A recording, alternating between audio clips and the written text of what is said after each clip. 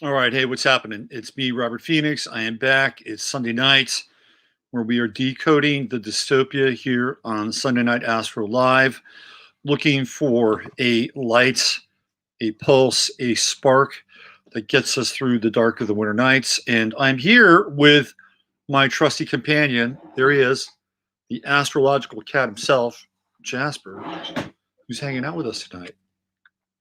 Here he is. So, what's happening, everybody? Ooh, hold on, I got you. Hold on. Here you go. You're good. You're good. You're good. Uh, so I was out of action on Friday. Wow,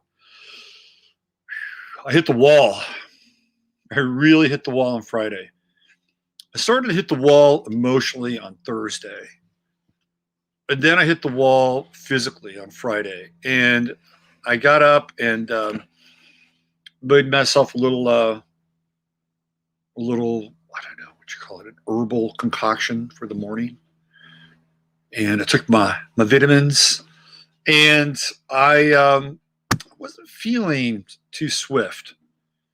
And by the time I was supposed to do the show with the Crimmies on Friday, like we'd talked at about I think around 10:30 my time, and I was okay. But the closer I got to the show, the worse I actually felt. And it's the first time I think I've ever canceled a show like even 5 minutes before the show. And I've been in some kind of nasty physical conditions. And but Friday was a combination of just feeling like I wanted to puke, and um, and then just kind of hitting a wall, hitting a psychic wall on Thursday. So I wound up spending 15 hours sleeping on Friday, and I'm back. And thank you to the lovely and talented Joan S., who helped nurse me back to better health here. And my a little familiar here, Jasper, of course, sitting on top of my stomach when he knew I wasn't feeling too well. Let's see, who do we have in Chatlandia? We've got Chris Frog. What's going on from South Aussie, Chris Frog? Secretly peeping at his phone while he's at work. Nice to see you here. Julie Calaman, missed you. Well, Julie, I'm back. And we got a good show planned for you tonight. Laura Guerin, there she is. 74 minutes feels like an eternity. Oh, that was 74 minutes ago. Bo Blake, sometimes time goes by really fast. Sometimes it goes by really slow. January, apparently now, is just over. One of the longest fucking months of all time. This January. If this January is any indication of where time is going, it could be a very long year. Okay, gas 11:23. Cliff High's got a lot of videos out. Cliff High's become a real fan of astrology. PB, what's going on, Philip? Mary Grether in the house. Beth Berry, Mia Wigical Catacorn. There's Ryan, the introspective woodworker. My man, Nicholas Grimm. Hello, Nicholas. VV. VV. There's Lils. Hello, VV. Let's see who else do we have. Rita Perea. What's going on, Rita? Good to see you. Love, light, energetics. Blessings from Texas back to you. April Hamel. April's here. Hello. H. Suttles. There was a guy who used to play for, who was it? Was it Cal State Irvine? His name was Dane Suttle. And his nickname was Space, like Space Shuttle. Dane Space Suttle. He was a pretty well-known basketball. Well, he was kind of well-known on the West Coast. Good ball player. Bohosio. Nice to see you. Susie Escobar. What's going on, Susie? Susie, I've been watching a lot of videos this weekend of Peter Boghossian. I'm sure you're well aware of Peter Boghossian and his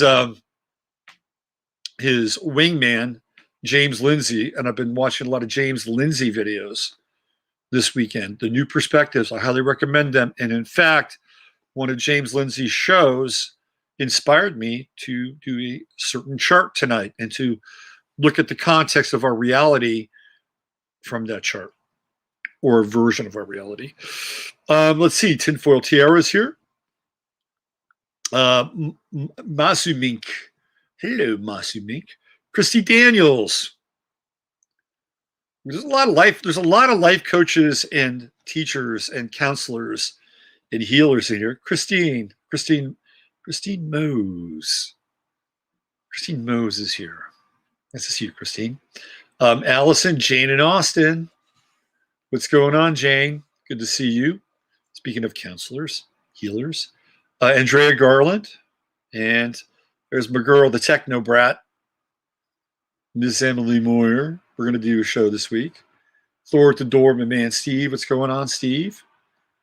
Zach Groon. Let's see. What else do we have here? Who else do we have? Michael Pafford. Hey, it's my girl, Heather. What's going on, Heather? Astrology with Heather. Good to see you. Happy New Year. Carol Askew is here. Hey. And my man, Masaki, the Doge Master. That's what Masaki is. Let's see. Oh, there's Chris and Steve. Taffy Polensky. What's going on, Taffy? James Lindsay's. I'm going to try to get James Lindsay on my show. I'm going to try to get him on my show. He's interesting. He's a Gemini. And when you listen to the discourses, you will get a lesson in Gemini. Peter Boghossian, I believe, is a Leo, if I'm not mistaken.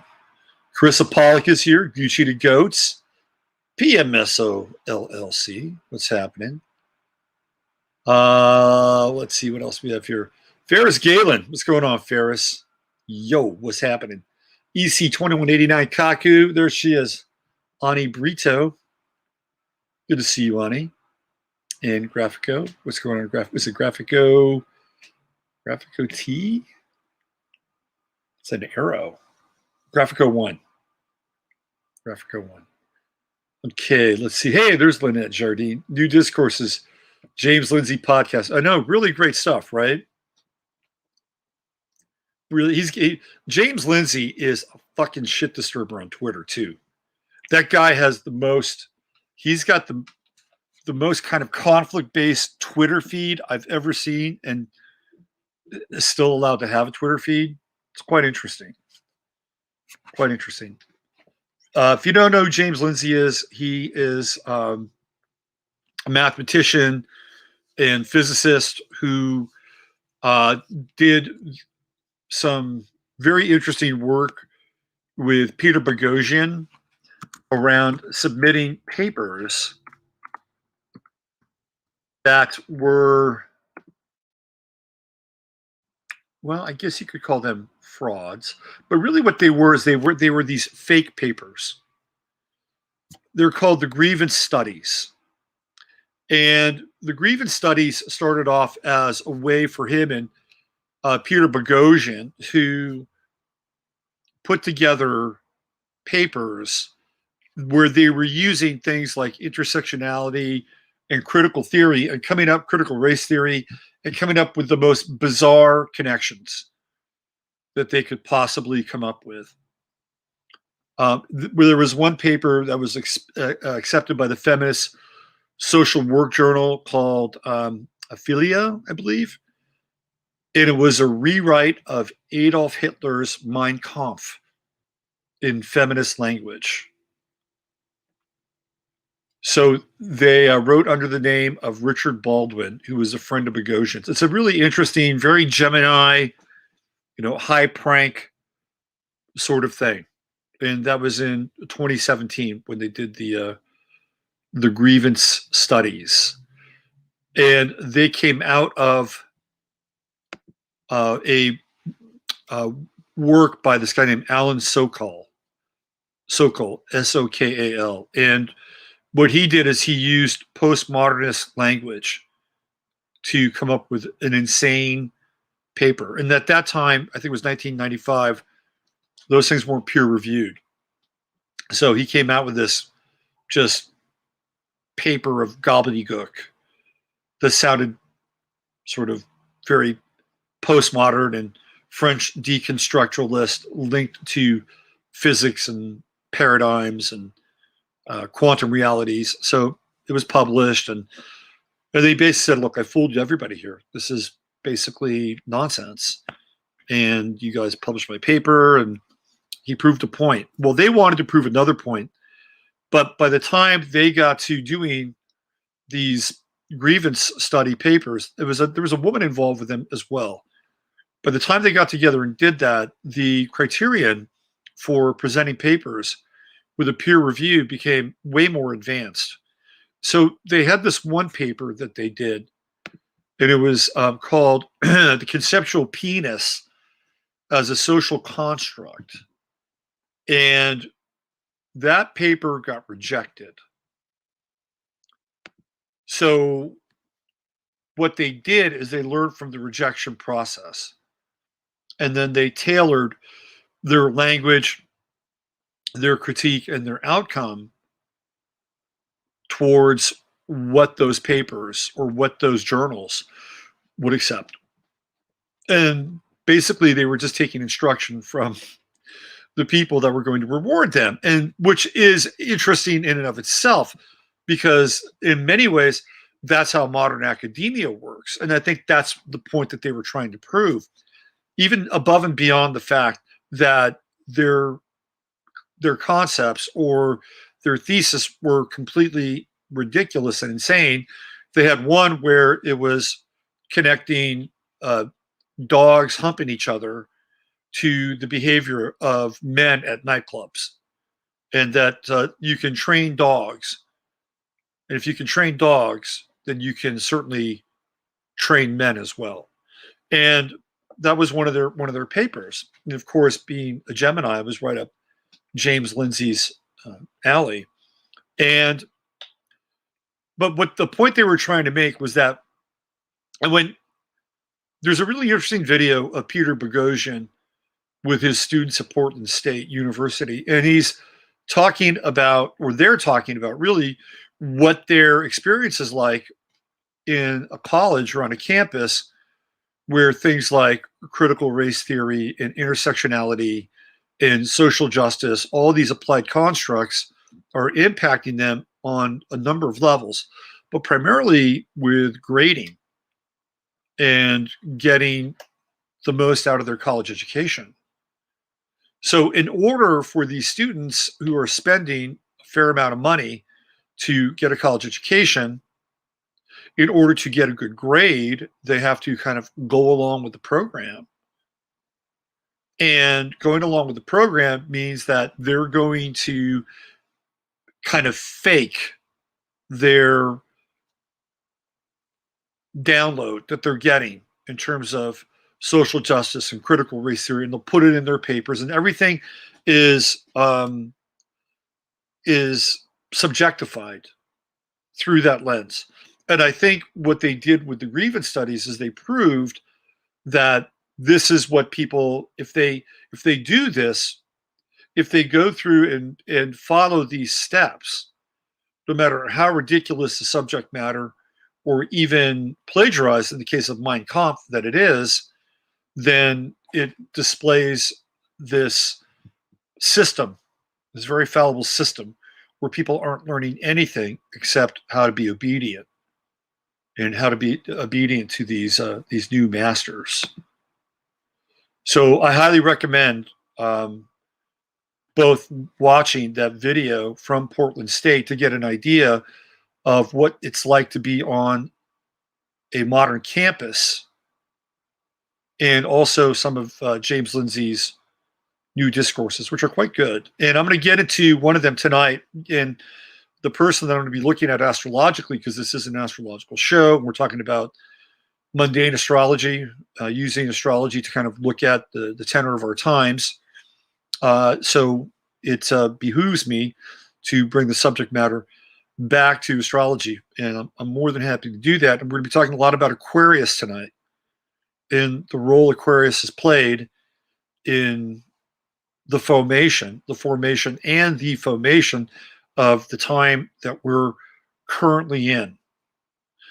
All right. So that's kind of where we're going with tonight's show. And we're going to be looking at things like the Gamestop phenomena, what happened this last week, which was quite interesting. And I have some thoughts about it. And clearly, there's a lot of astrology that is applicable to kind of where we are with that. So we're going to cover a lot of ground tonight. And then towards the end, I'm going to get into the synastric relationship between Howard Cosell and Muhammad Ali. And I've been wanting to do this for weeks because it's quite interesting when you see it play out in their charts. You know, Synastry is the system where you basically take two charts and sort of superimpose them on top of one another. It's usually used for like couples and relationships. It can be used for business partners. It's basically looking at the dynamics of how one individual lines up with another individual as individuals inside of a relationship. Now, there's another way of looking at that, and that's with something called midpoint composites. And that's more of the kind of the monad of the relationship, where it's not two people who are looking at individual strengths and weaknesses, but the relationship as a whole. So they both encompass the frame set of relationship, but they're different. So when I started to kind of get in, I got into a Howard. This is what happens with me. I'm a Scorpio rising, so I get obsessed with things. So I got obsessed with Howard Cosell a few weeks ago because Howard Cosell was a really interesting character. Like, he is a guy that has these moments in American history in the media, which are kind of important. You know, his relationship with Ali is like, when you see the Synastry, the two of them wouldn't be as popular without the other. And Ali was a great boxer, and Cosell was a very good announcer. But their energy together was incredible. You'll see this in the Synastry chart. Another thing that Cosell did is he told America that John Lennon had been killed. It was on a Monday Night Football game. I actually remember that night. I remember I was in Pacifica. I was with my girlfriend and her older friends, who were nice people. I liked them. They're good people. Not that much older, maybe 5 years older.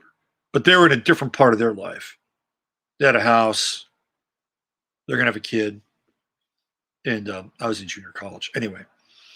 But Cosell did that. And then Cosell he and Jimmy the Greek were two of the first victims, I would say, two of the first victims of crossing the line of perceived racism in the media. And that goes all the way back to the 1990s. Now, in Jimmy the Greek's case, Jimmy the Greek Snyder was a bookie. He was a famous bookie and an odds maker, and he had unexpected success on TV with the CBS NFL football pregame show team. And it was him and Brett Musburger and Irv Cross and Phyllis, what's her name? I forget her last name now. But they had a good pregame show. Anyway, Jimmy the Greek got into talking about how, this was his words, how the black was bred for athleticism and sport. Now, if you go back and you look at if indeed there was this idea of slaves and plantations, theoretically, they would breed people. I mean, that's just the way it was. They would say, you and you're together. You're doing this. Because just like any other, kind of procure of livestock, that's where their mindset was, right? So in actuality, he wasn't wrong. Like, he wasn't wrong. Like that again, for on that timeline, that's how that shit went down. Okay. But that's not what you bring up. And the way that he said it was pretty gruff and very uninformed. Like if he had sources, he was able to quote this person or that person, and and it could have been academic about it. Maybe even in the 90s, he might have survived it, but he didn't. He didn't, and that was the end of his career on football, on pregame football, and it ruined Jimmy the Greek. Howard Cosell said something about a receiver for the Washington, formerly Redskins, and he said something to the effect of like, "Look at that little monkey go," or something like that. I mean, those weren't really the exact words, but that's how it came out, and or at least that's how it was perceived. So I think was it Calvin Muhammad? It was a guy. I think it might have been.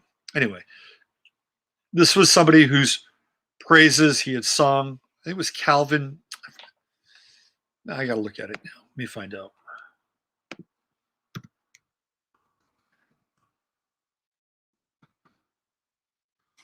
Anyway, that was the end of Cosell. But Cosell had a career beyond that moment.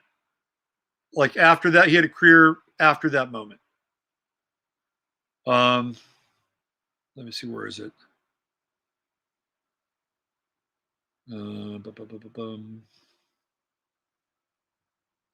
So he did okay. I mean, he was on TV shows, he was on talk shows long after that happened. So that moment did not ruin Howard Cosell, but it did ruin Jimmy the Greek. So he was an early sort of drive-by of this culture. So we'll talk a little bit about that tonight, and we're definitely going to look at his chart and Muhammad Ali's chart. But he was all over the place. Howard did the Olympics, he did the World Series. I mean, the guy was, if there was a major sporting event in the 60s, particularly the 70s, and the 80s, for the most part, Cosell was there. He was in the mix. All right. Cosell, I didn't know this. He popularized the term nachos. How about that? Did not know that. He popularized the term nachos. Okay, so let's get going here. All right. Do a little invocation, try to clear the space. By the way, if Judy, sometimes I forget to remember Judy, mention Judy. Judy, good evening. Good evening, my adorables. I'm channeling that guy. Hold on a second. What's his name? Dan. All right, here we go. All right. Dear blessed and holy Mother, Father, God of the great central sun, within the universal light, which is the light of Yeshua, Sananda, Emmanuel, and all the great avatars, we ask that only the highest and best information, wisdom, truth, and intelligence come through this channel for everyone at this time. And in so doing, we affirm and decree the qualities of courage and bravery, honesty, truth, freedom, intelligence, compassion, empathy, humor, endurance, and above all, love. We ask that if there is any karmic residue, it be cleansed, purified, clarified, and removed from this stream at this time. Okay, why don't we start off with the chart of the moment? Just find out where we are in the cosmos today. Where are we? Where are we? Where the hell are we? I need to change this.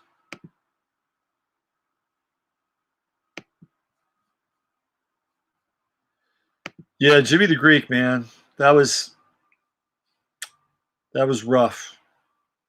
That was a rough moment for the dude.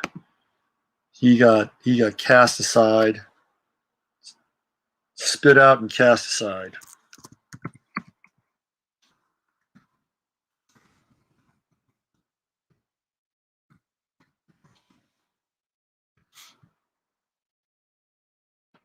All right. Here we go.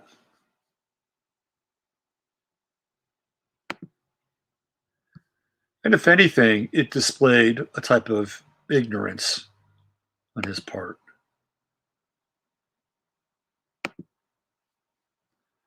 Okay, here we go. All right. The old chart of the moment. The old chart of the moment. That's where we are, boys and girls, right here. Not a lot of fire in the sky. I kind of feel it. I have to say, I miss Mars and Aries. I liked Mars and Aries. I enjoyed it, especially those latter degrees. And it was trining my natal Jupiter, trining my natal Uranus. That was good. That was some good shit.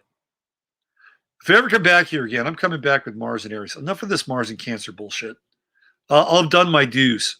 I'll have paid my dues with Mars and Cancer. If I come back, Mars and Aries is on the menu. That's for damn sure. Okay, well, what do we have now? We got Mars in Taurus, just separating from Uranus, but last week they were quite close, and last week they were contributing to the Gamestop madness. I call them Redditears now, like Buccaneers. Is that interesting? We've got the Buccaneers, Pirates, led by Tom Brady, the former Patriot, in the Super Bowl against the Kansas City Chiefs. Now, the Redskins, they've had to change their name. The Cleveland Indians, they've had to change their name. I wonder how long the Kansas City Chiefs are going to be able to keep their name. I'll tell you how long. As long as Patrick Mahomes is quarterback. That's how long. So we have Tom Brady, who is a Buccaneer now. He's a Pirate. He's a Pirate. No longer a Patriot, but a Pirate. He'll be going up against the Kansas City Chiefs and young Pat Mahomes. It's the Leo versus the Virgo. Last year was the Scorpio versus the Virgo. The NFL's fixed. They can push this game any way they want. And I'm going to talk about the NFL as it relates to cultural Marxism later on as we get into Antonio Gramsci. So the reason I'm talking about Buccaneers is because what we saw essentially was pirates, right? This was a group of pirates. Theoretically, 3 million. There were 3 million people that were part of that subreddit. It's a lot of people. That is very Aquarian. Very Aquarian. And it's not just a group of 3 million people that gathered in a physical space. It was 3 million people that gathered in a virtual space, which was very Aquarian, using an app, which is a very Aquarian little tool. And what they did is they decided to take on these hedge funds. There were 2 hedge funds. And now, I don't think it's as cut and dry as that. Okay. I don't think it is as cut and dry as that. I think that there's more to this than meets the eye. I don't necessarily think it's a bunch of Davids going after these massive Goliaths. I think there's some of that. But I think there's more going on. And I'm going to try to kind of untangle that. But this is what was happening last week. We had Mars, which was around 9. I think it was around 9 degrees, roughly. So we had Mars squaring Jupiter, right? And we had Mars squaring the sun at that time too. It was in square with the sun. And then we had a closer conjunction with Uranus, which is squaring both, and Saturn. So this is aggressive. Mars Uranus is aggressive when it's dealing with things like what? Assets.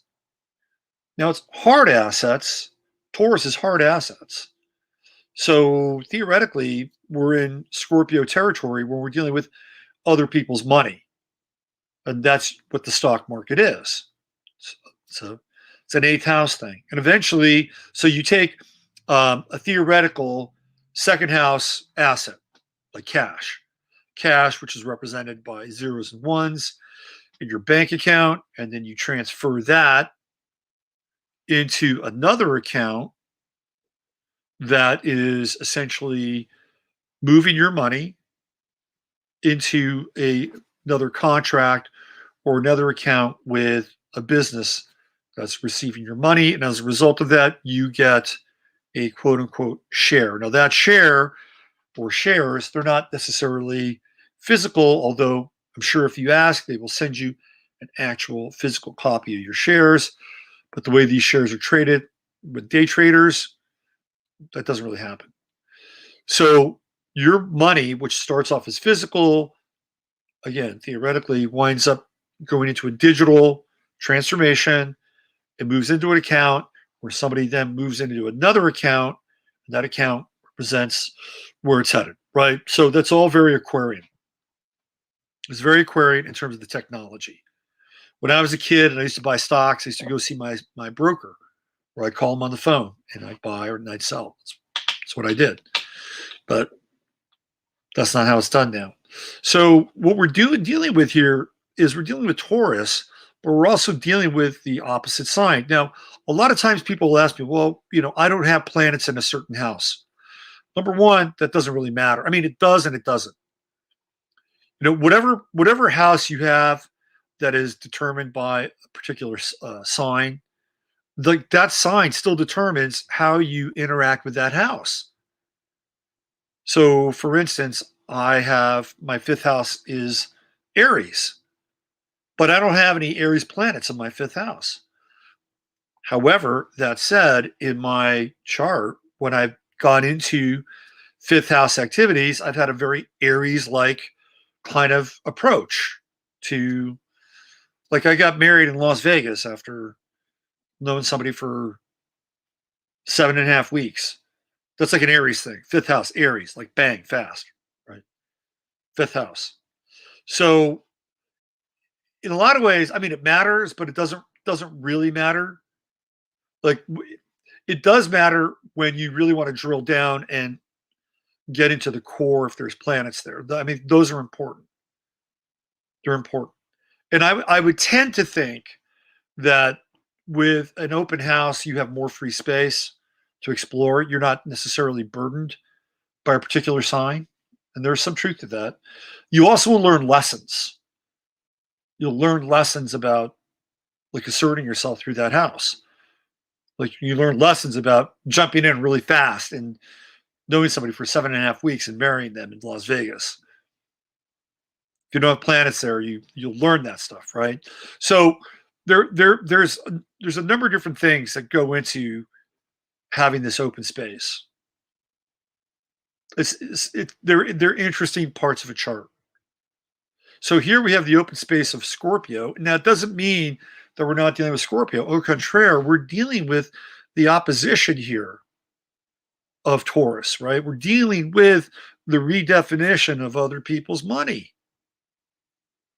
That's what's happening. And we're dealing with a radical redefinition of other people's money. And these are fixed signs. So we're dealing with these fixed kinds of attitudes and beliefs around who gets to play the game and who makes up the rules.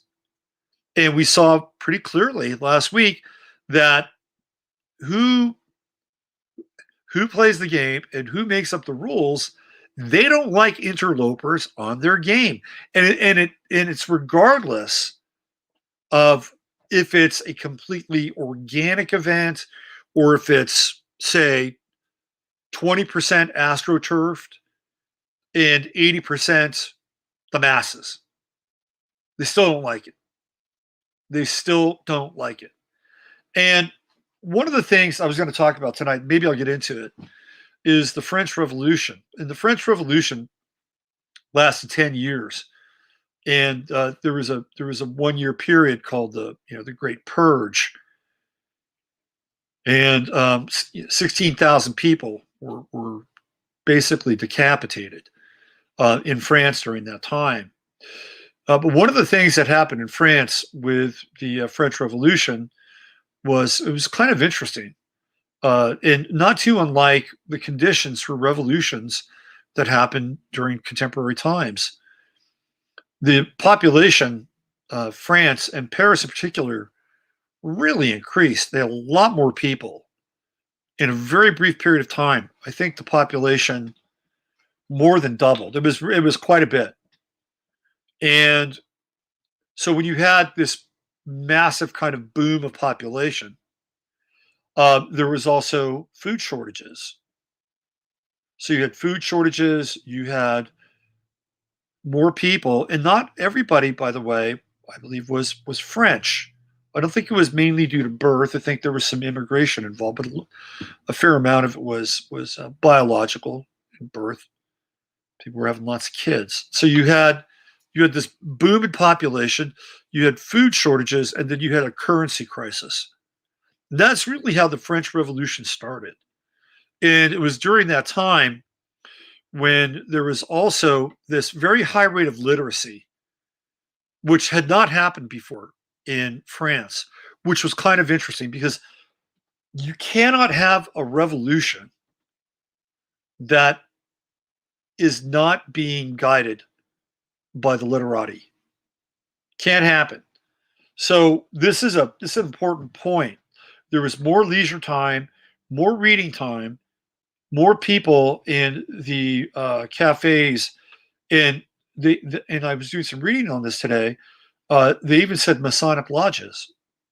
There was more people doing reading and studying philosophy and exchanging ideas at that time. So you had a highly informed, in some ways, a highly informed peasant class. And prior to that, you did not have as many people exchanging these ideas. It wasn't happening. But now there they were, they're exchanging these ideas. You had the American Revolution taking place. And in fact, Thomas Jefferson helped co-write with Lafayette a similar version for France, which eventually was, I think, used in 1957? That document eventually was moved forward and fully adopted in 1957. So it was very heady times.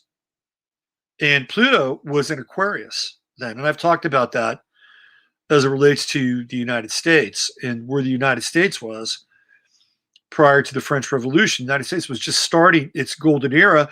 The United States was just starting its new age with Pluto in Aquarius. The French were in a bit of a different spot. And I think I'll get into that when I sort of approach that. But anyway, here we are with Scorpio. Now, Scorpio is being redefined. Like other people's money is being redefined. That's what's taking place. Because Mars and Uranus in Taurus, the opposite sign, are dominant right now.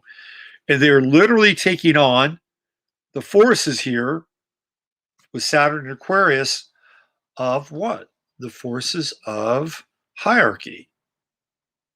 Forces of hierarchy. Saturn's always hierarchy.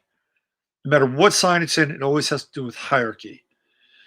So this is an interesting kind of moment in time because the hierarchies in this instance are hedge funds. And hedge funds are, in some ways, hedge funds are Aquarian because they represent a group. Like they are a group with a vested financial interest. That's what hedge funds are. And they are made up of a board of directors and some people that do business development, and they employ these people. And how do they employ them? Well, they get investors who invest in the hedge fund, a group of investors. And some hedge funds are minimum $1 million to invest in the hedge fund. Minimum. So you have these hierophants. Remember, we're in a 5 year, so this is the year of the hierophant. These hierophants, these high priests of economics, masquerading as, well, they're actually just hedge fund managers, or they're the CEOs, the presidents of these hedge funds. They're masquerading as hierophants of economics, and that they have the papal decree. And guess what? They showed us last week that they do indeed have the papal decree, which is important because we're living in a time of exposition where things are being exposed. And we've been in a time of exposition really since the time that Trump got elected. That's when this exposition began. I have a lot of thoughts about Trump. I'm not going to share many of them tonight. But one of the things that Trump did do is he was this Aquarian agent, Sun Uranus conjunction. And it was through his Gemini ability to flip things over and flip things around and bring things into the public discourse, for better or worse, that we began to see exposition. And exposition around things like the media. The media was finally put on notice, and we saw really what they were all about in ways that were, well, egregious. Even going back to the grievance papers, that was 2017. What did they do? They exposed the peer review process of academic journals. And so we what is Project Veritas been doing? By the way, James, Project Veritas, is an Aquarian. They've been involved in exposing what goes on at CNN or Twitter. So we're in a time of exposition, and it started when Trump entered into the White House. It was kind of happening a little bit during Obama. You could make a case that perhaps Julian Assange, and maybe to a lesser extent Edward Snowden, were part of this time of exposition. You could certainly make a case that a lot of the pedophilia, and I'm talking about real pedophilia that was traceable. Not that there weren't things that weren't traceable during the Trump administration, but a lot of that stuff really started to happen when Saturn went into Scorpio. In fact, it started to happen in the final degrees of Saturn in Libra. And that's when Jerry Sandusky started to pop up. And I remember seeing that. I'm like, okay, this is where Saturn and Scorpio is going to go. We're going to be taken down into this rabbit hell. It's my new combination of hell and rabbit hole. Into this rabbit hell of pedophilia. And that happened. It happened with Jerry Sandusky and Penn State, which nobody talks about anymore. Nobody talks about that. And it was a thing. It was a very big thing. There was that, and then right on the heels of that was Jimmy Savile. So I guess we could go back to that time when Saturn was in Scorpio, where this kind of exposition began to happen, but it really got ramped up during Trump, and we're still in it now. We're still in this period of exposition now. So what we're seeing, and what we saw last week, was when the hordes or the plebes decided that they were going to go all in and support these stocks that were being shorted consistently, by the way. They've been working on this for a while. It wasn't just like 2 weeks ago they cooked this thing up. They've been working on this on Wall Street bets for a few months now. And if you don't think that there is a back channel to some of these hedge funds, you're completely mistaken. These hedge funds are very well informed. Information is their business. Now, they have been arrogant and filled with enough hubris that they didn't think that they were going to get caught in the bear trap.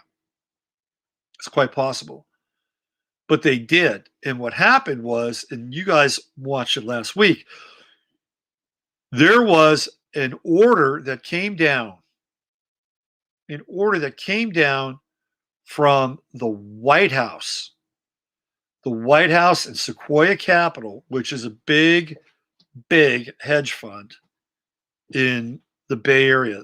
Sequoia Capital is like hooked into Silicon Valley in a huge way.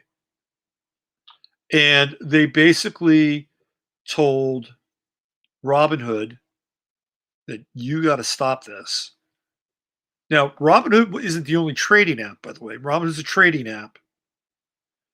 But most of the trades were being made on Robinhood because it's cheap. There was no fees. There's no brokerage fees. There were a few others.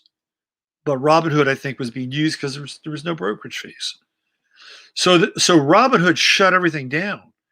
But it wasn't just Robinhood. E-Trade, Ameritrade, they all shut it down. And you could sell your shares of GameStop, which went through the roof.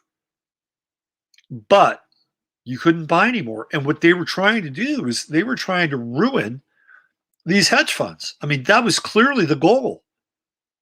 And the hedge funds basically jumped in and they put the brakes on the process long enough so that they didn't lose a shit ton of money.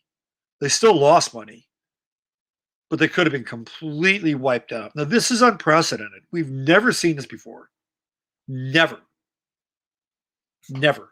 And it's right here. It's Mars, Uranus, and Taurus. Hard assets, right? But using digital means, going up against the hierophants or the popes of finance, playing their own game and trying to level the playing field. Now, again, I don't think it was just 3 million plebes. I don't think so. Just like it wasn't just the people in the French Revolution who were clamoring for liberté, right? It wasn't just the French people who were pulling strings in the French Revolution. No, there were how shall we say, backers. There were very wealthy people who were involved in the French Revolution, namely the Rothschilds, and they wanted to get rid of their competition. And they culled a lot of their competition during the French Revolution. They started off with the aristocracy and started to work their way down. And eventually, Napoleon steps in. And then we have another chapter of the French Revolution. So this is kind of an outgrowth of what we've been seeing, though. And this is the Saturn and Jupiter conjunction in Aries. And this is what I've been talking about, is that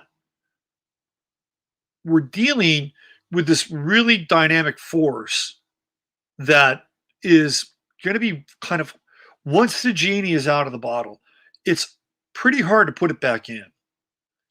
And when Donald Trump was president of the United States, he had all these MAGA people.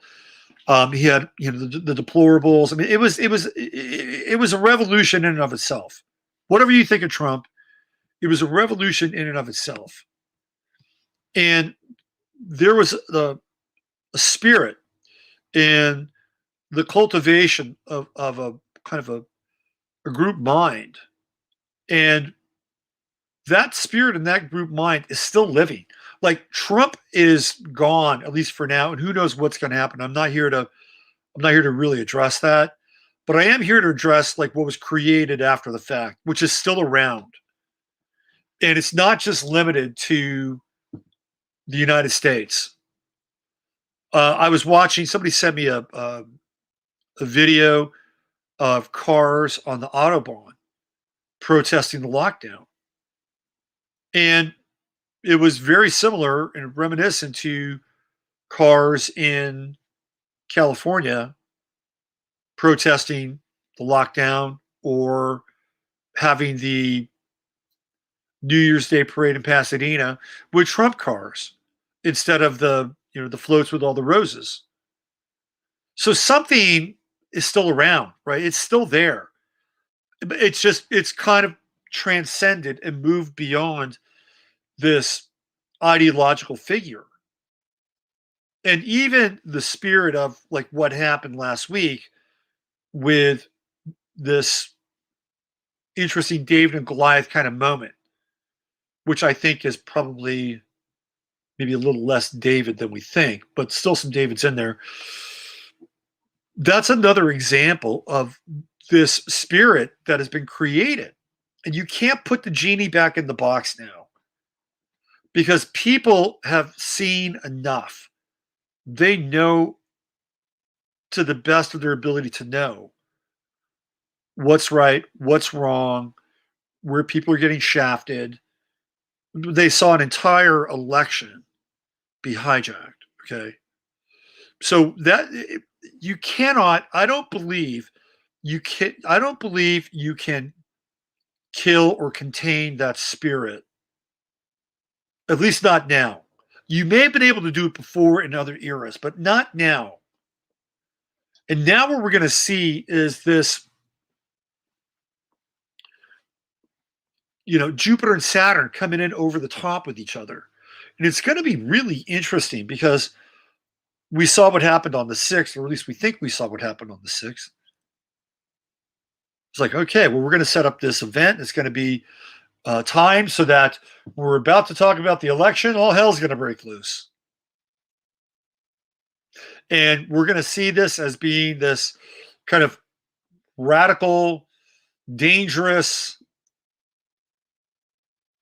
Trump-inspired act of deplorable Americans who are nationalists and they're domestic terrorists. That's exactly who they are.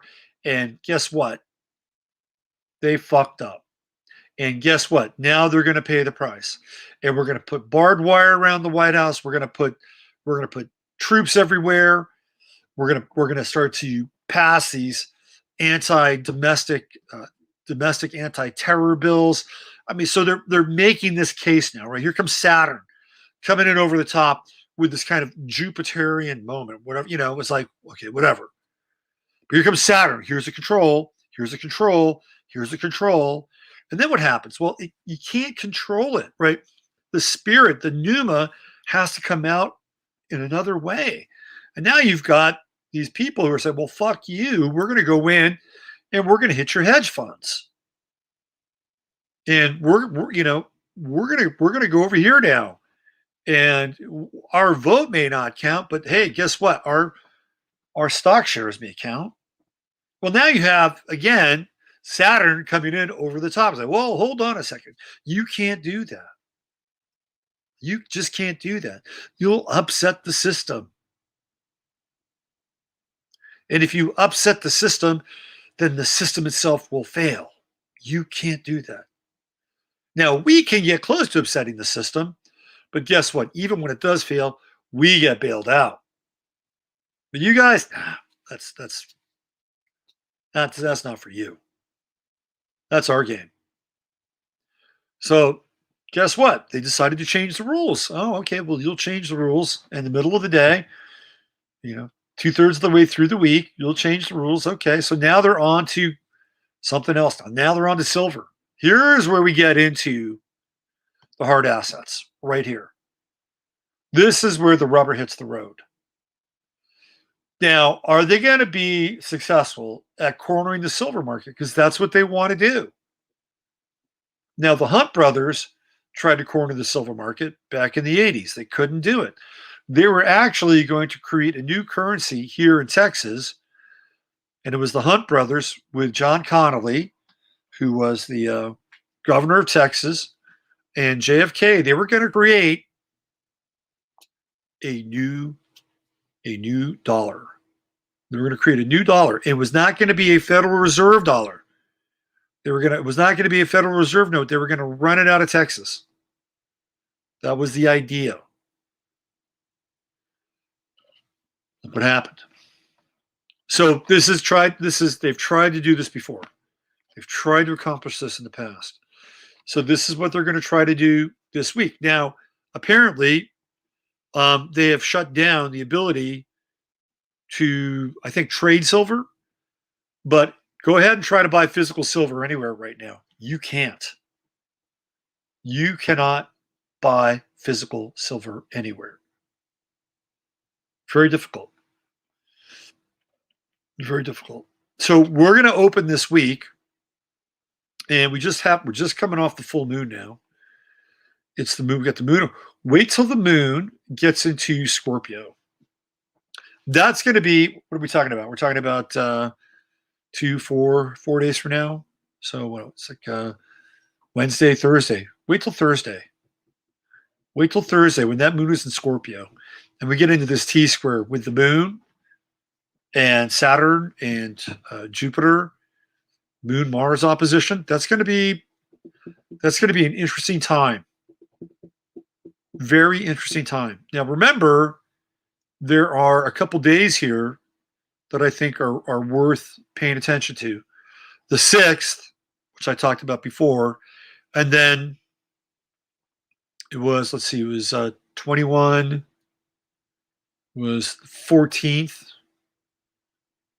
It was the 14th of February. It's another day, right? 14th, 21, 2-1, 2-1, 1-2-4. Is that right? Hold on, let me see that again. Give me 1 second.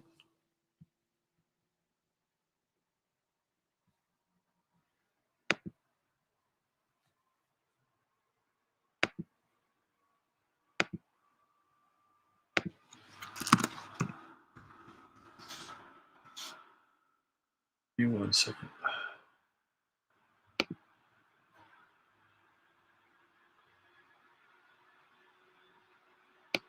I don't want the movie. Trailer. Yeah, it's the 14th, so it's Valentine's Day. Did I do a screen share? I did a screen share. My bad. Let me get back here. Hold on. Yeah, so those are days to keep an eye on. Because I think that one of the things that could be, let me get back to the chart at the moment. One of the things that could be a byproduct of this, and I talked about this last week, is the acceleration of the reset. Now, we know that they want a reset. They want to have a reset. They want to have an economic reset. That is the goal. That is the goal. Klaus Schwab talked about it. They had a whole series of, by the way, nobody of note from the United States was at Davos. Nobody. There was a couple of people, but all the main speakers were not from the United States. I think it's the first time that there hasn't been a major speaker at Davos. What does that tell you? What does that tell you about what they have plans for the United States? They want to bring this country to its fucking knees. I'm telling you that right now. They want to bring it to its knees, and they want to bring it to its knees economically. And I think for them, the sooner, the better. Them being, of course, Davos and the architects of the Great Reset. Now, I'm not sure they're going to be able to do it because there's too much chaos now. And I think there's too much chaos that they can't fully control. They may be able to control some of it. And I don't know what percentages, but they're not going to be able to control all of it. And just as we saw what happened after Trump left the White House, that there's this kind of ectomorphic spirit, this, another version of this egregore that has been created. And I don't think you can put it back in the box. And I don't think it is solely the province of the United States. I think this thing is global now. And I think they're going to have a very difficult time trying to rein in this chaos, because every time they're going to try to come in over the top and try to define it with Saturn, there's going to be this kind of Jupiterian expansion that's going to find a way to come out somewhere. So this is really what we're dealing with in the short term. And I don't think we should take what's happening with the Reddit wreckers lightly. I don't think we should take it lightly at all. I think that it's actually what's happening is quite important on a number of different levels, because there are people that made money off those stocks. They made money. And there are people that cashed out already, like with BlackBerry, that went up, or Cos or AMC. They cashed out. They cashed out and they made money. There are people that bought houses based on this. So this is kind of significant. It's not insignificant. It's not as if the thing didn't happen. Oh, it happened. And it's going to continue to happen. But where they decide to guide these sort of immutable forces of the economy, because that's how people believe in the economy. They believe the economy is this thing. It's this living entity, and you cannot control it. Or you can control it if you are the masters of the economy. If you aren't the masters of the economy, or you're not part of that select group, well, you're fucking with the forces of nature, Mr. Beale. So, but it's important. It's important. But it's, where does it go?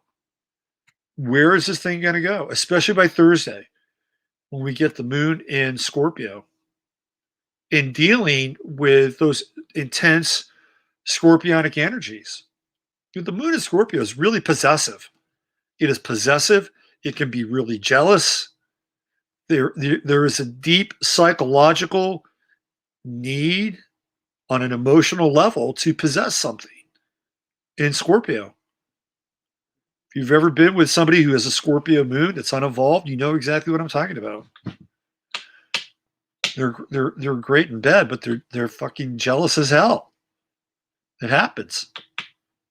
Now, if they have an evolved Scorpio moon, that's a whole different thing. So this is what we're looking at come Thursday. And I don't know if they're going to be successful with the silver thing, because JP Morgan's got 60 million ounces of silver. And this is hard silver, not paper, in reserve. And the Rothschilds have a shit ton of silver. So there's a lot of silver that's already out there.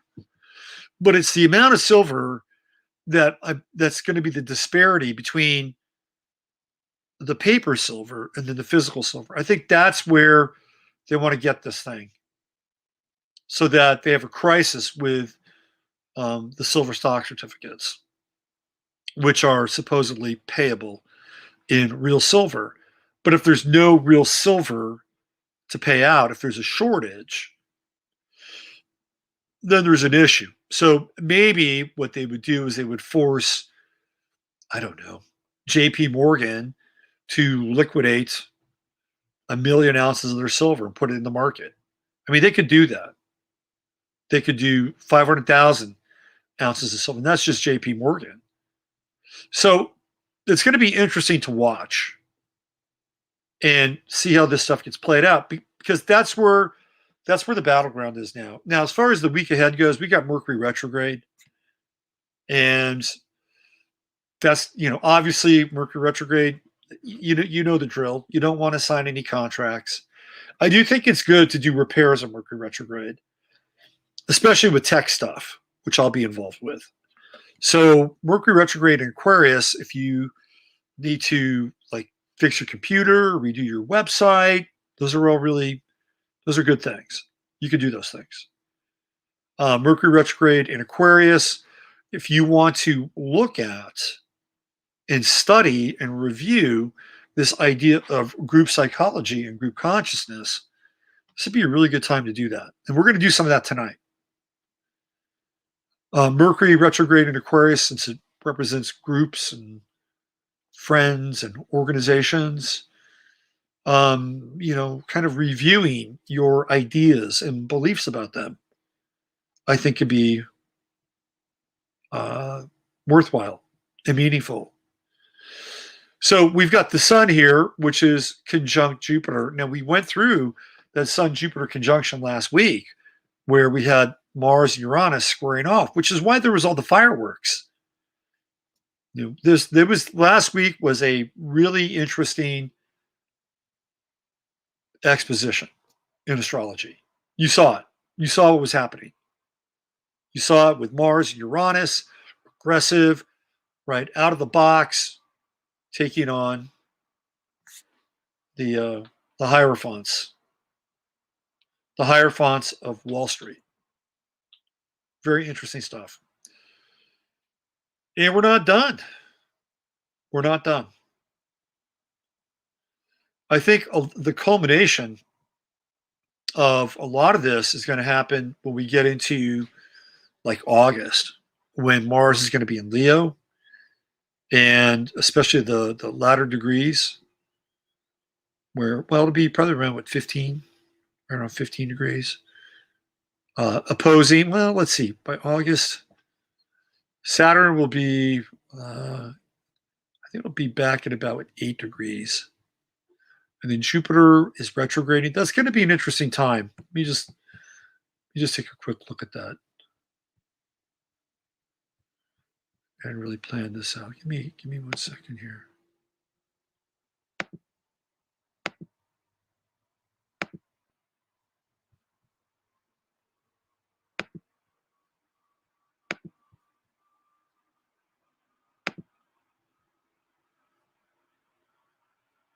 All right, so August. Oh, June. Here we go. Mars gets into Leo in June. So we have, oh yeah. Oh, definitely. Right here. Here we go. Oh, wow. Right around the 4th of July. 1st of July, we've got Mars at 12 Leo opposing Saturn at 12 Aquarius retrograde. And then we have the T-square of Uranus and Taurus at 13.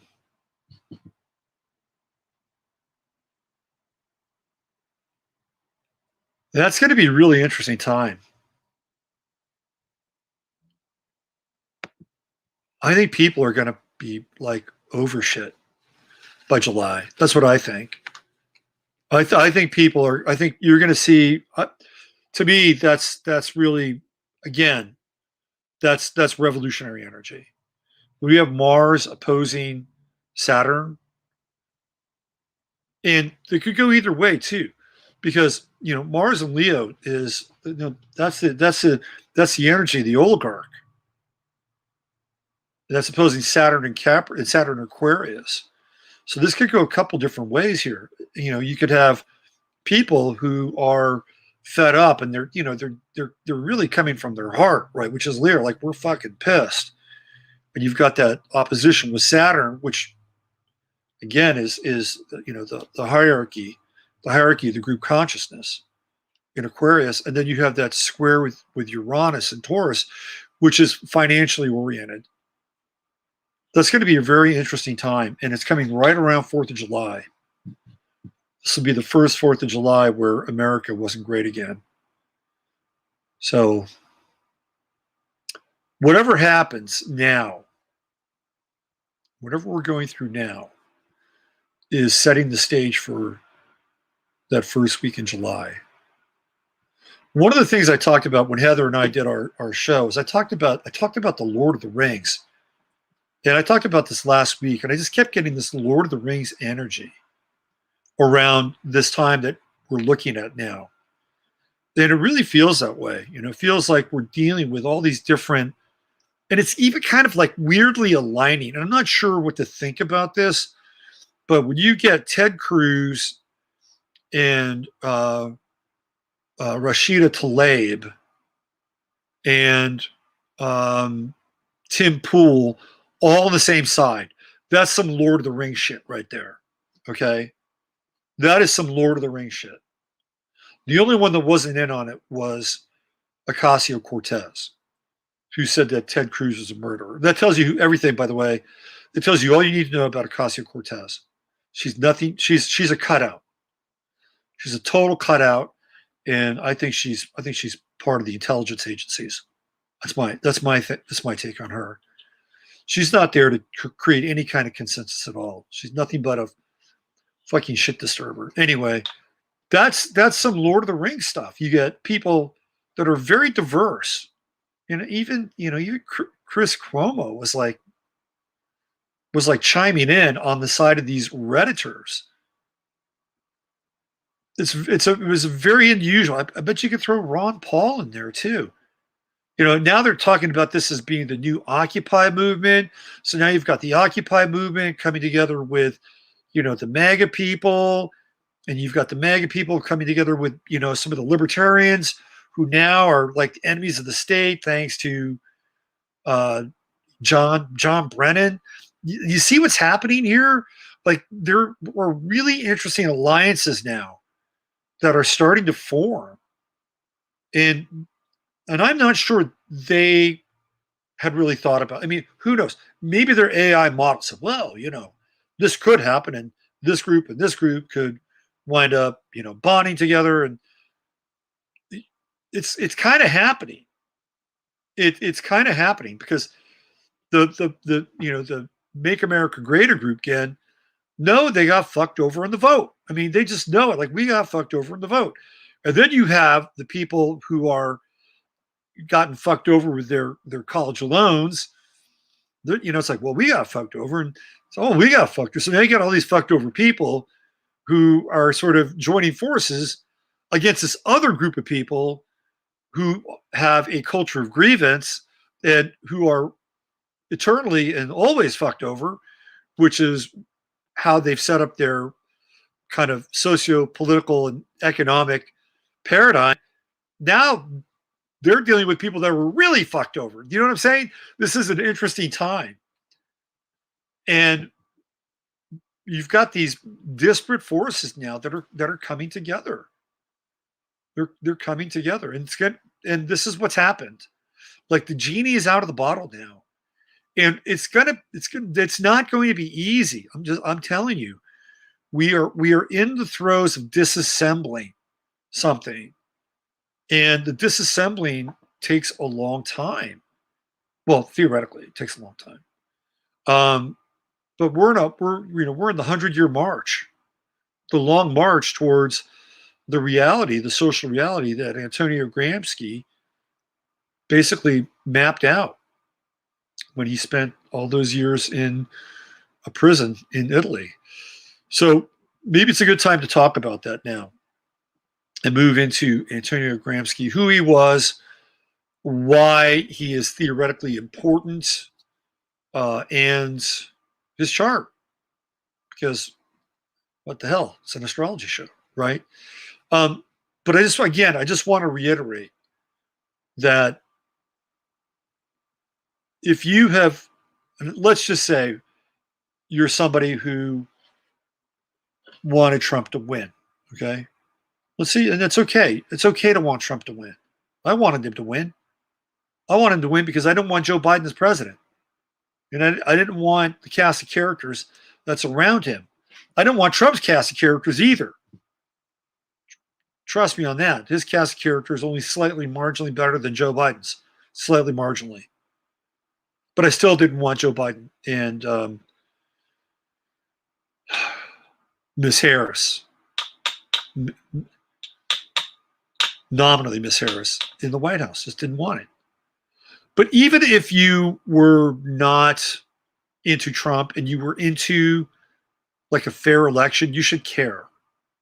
You should care. And if you're on the left and you just see this as, well, that's just the way it is, it's just karma, well, you really should reevaluate your morals on this one. You should care, because what happened was egregious, totally egregious. But it set things in motion now. Okay, it set things in motion, and you're not going to be able to put the genie back in the bottle. They're not going to be able to do that. They're not going to be able to do it. And we have some tough road ahead of us. But at the end of the day, we're going to go through this thing, and we're going to finally deal with this idea of this false utopia. And this false utopia is the narrative. It is the narrative that the socialists and the neo-Marxists and the social Marxists use. It's this idea of utopia. And this idea of utopia has it's like all these different groups have their idea of what this utopia is. But that's what they base it on.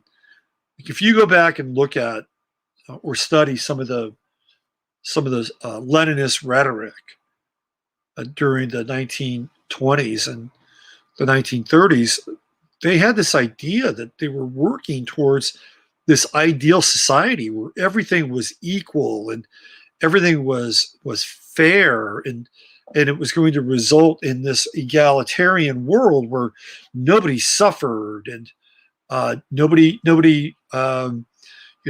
was unemployed, and and look, they achieved some of that in the Soviet Union. Don't get me wrong, it happened, but it wasn't at a really high level. Wasn't at a high level, and outside of China, it was the only other place which this the communist revolution was really able to take hold and root. I'm not even sure if Cambodia is still communist today. I'm not even sure really Vietnam's still communist today, right? I mean, the communists theoretically won there, but you can outsource your American products and your American corporations and production to Vietnam. I don't know.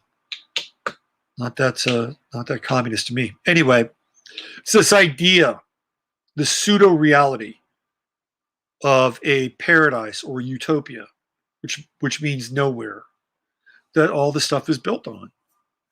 And what's really interesting is, we had the Black Panther movie, and in the Black Panther movie, they have Wakanda, which is another version of this utopia. And that is a very interesting kind of image or symbol for what's happening now. Like, there is a group of people that think that they're moving towards Wakanda, because this is what's been shown to them and what's been given to them. And through intersectionality and critical race theory, which is a religion and even a cult unto itself, it becomes this it becomes an epistemology for something like Wakanda. Or if you're, I don't know, if you're LGBTQ, what is your utopia? Rainbow unicorn land. I don't know, right? But this is this idea. They've created this pseudo reality, and the pseudo reality has to have certain ideas. And this is what James Lindsay talks about, and the pseudo reality that a lot of other people were kind of indoctrinated in was this idea of the New Age and the Aquarian Age, and that we would have all these really cool things. We'd have all these really cool powers, and we'd have this totally egalitarian world that we'd live in, and the United Nations might run. Who knows, right? I mean, I used to hang around people like that in the 1980s, and it was a false utopia. But people were able to suspend their critical thinking. People were able to suspend their ideas to embrace things that at the time might have sounded good or might have fit a particular paradigm, but at the end of the day wound up actually taking them further away from their own center in a lot of ways. And I talked about this when I was on Gaia, and I talked about this idea of the false new age. And this is essentially what we're being indoctrinated into now, is this false new age. But it's not the false new age of, say, Benjamin Creme and Maitreya. It's not that false new. It's a different version of it. And in fact, it's a version that is a postmodern and critical race intersectionality driven version of a new age. And as a result of that, and this is where we are, right? We're in this Aquarian time. We're in this Aquarian period. We're in this Aquarian phase. Like I saw this woman on Twitter. She's a lawyer, and I'm not trying to make fun of this woman. She's got like 30,000 Twitter followers. Okay, so she must be doing something right. She's a lawyer. She's a lawyer in Atlanta, and she set up this like cenote kind of experience, and her bae, who's I guess a woman, proposed her like all these lanterns, and they were videotaping it, and they're gonna, if you join their Patreon or some shit like that, you're gonna be able to see the ring ceremony. I mean, it's just like this whole world, like it's like they're creating this pseudo reality. It's a total pseudo reality. But in order for them to create this pseudo reality, they have to create the sort of the rules and the regulations of that universe in order to support that reality. It's a total trip. But if you don't confirm or cohere to that reality, then that reality, like, it goes away. And people are very aggressive when you want to take their version of utopia away from them. They get very aggressive around that. So let me bring up Gramsci's chart. Let's talk about him.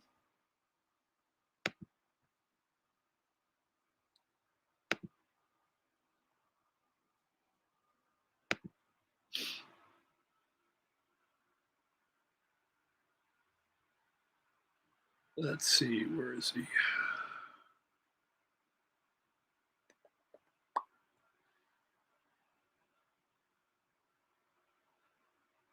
Okay, here we go.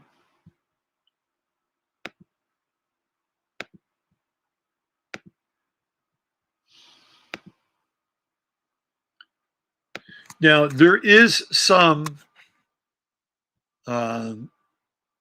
discrepancy. I wouldn't call it a dispute. There is some discrepancy around his date of birth. So let's do a visual for Gramsci, so you guys can see what he looks like.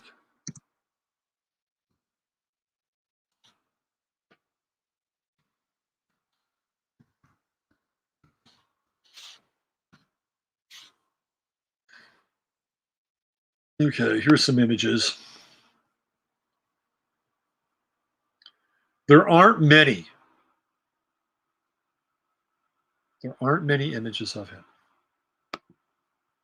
but I'll show you.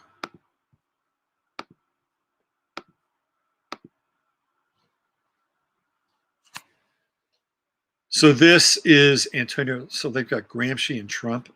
So Trump is Mussolini. I see. Trump is not Mussolini. Trump had Mussolini type rhetoric, but his policies were anything but dictatorial. So Gramsci is this character right here. Okay. This is probably a closer view of Gramsci, he was 4'9". This guy was 4'9". Most of the dictators are very small people. And Gramsci, though not a dictator, his theories become,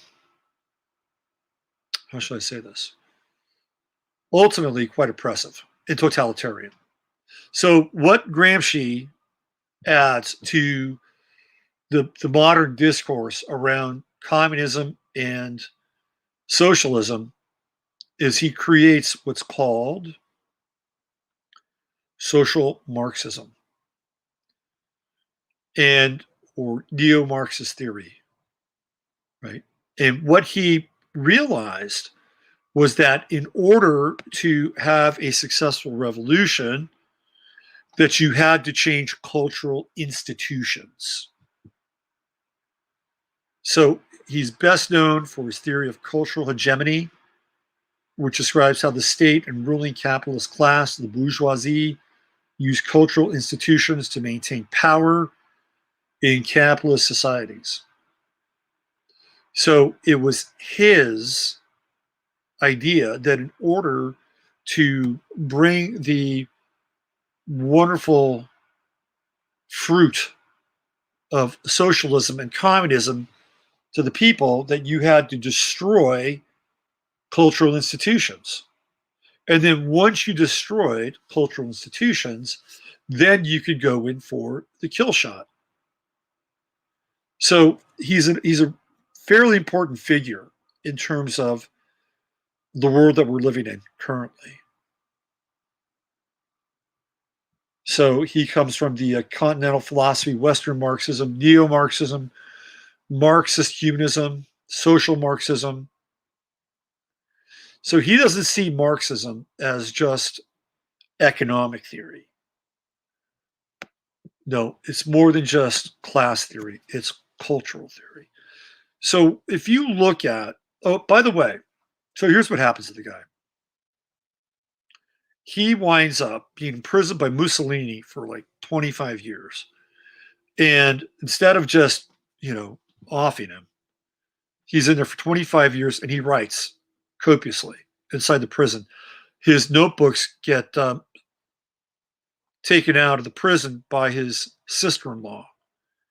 And eventually they're translated into Portuguese. And there's a Brazilian educator who uses his work to change the Brazilian educational system. And in 1970, there were a group of scholars at Notre Dame who wound up translating his work. And one of those scholars, or one of the professors that did it, is the father of Pete Buttigieg. So Pete Buttigieg's father helped hatch Gramsci's work in this country. Okay, so that tells you everything you know about Pete Buttigieg and where he comes from. So Gramsci's idea is that you had to take over the institutions. You had to infiltrate them so that people would become more amenable to this idea of Marxism. And you would do that by taking over the church, the media, politics, education. Politics would probably be last. Education, advertisement now in the 20th century, and even sports. So what we saw really in the last 4 years was a blitzkrieg in terms of being able to move very quickly into the social systems very, very quickly and infiltrate culturally very quickly, and especially with pro sports.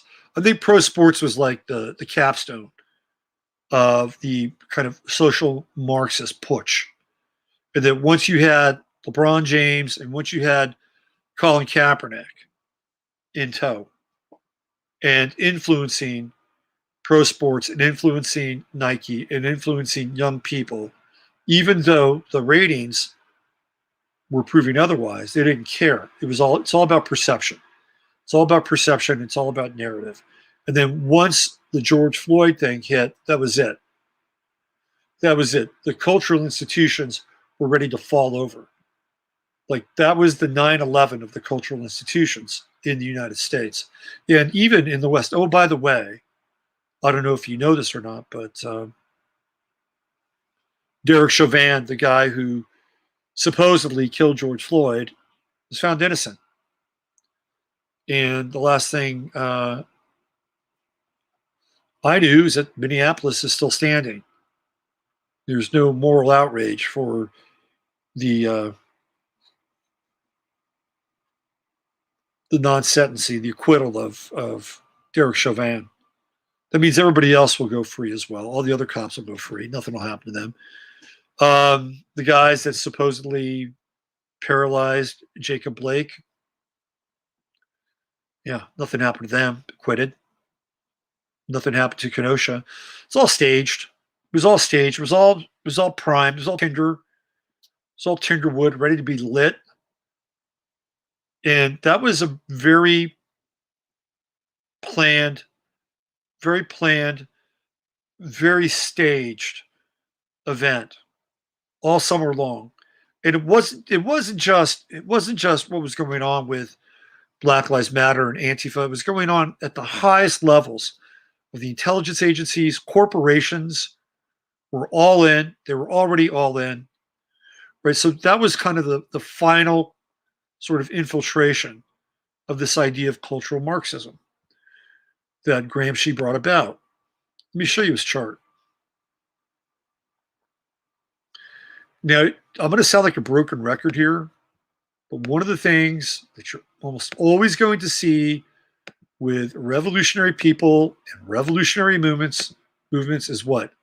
Aquarius. Now, was he born on January 22nd or January 23rd? This is the chart that I basically I didn't copy it. I just used the date, time, and place from AstroTheme. So January 23rd, 1891. Now, it did say on his Wikipedia page January 22nd.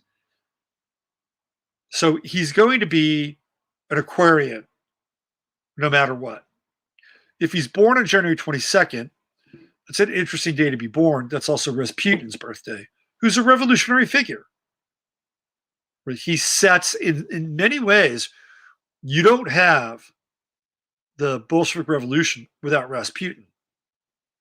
It happens, but it doesn't happen in the same way, right?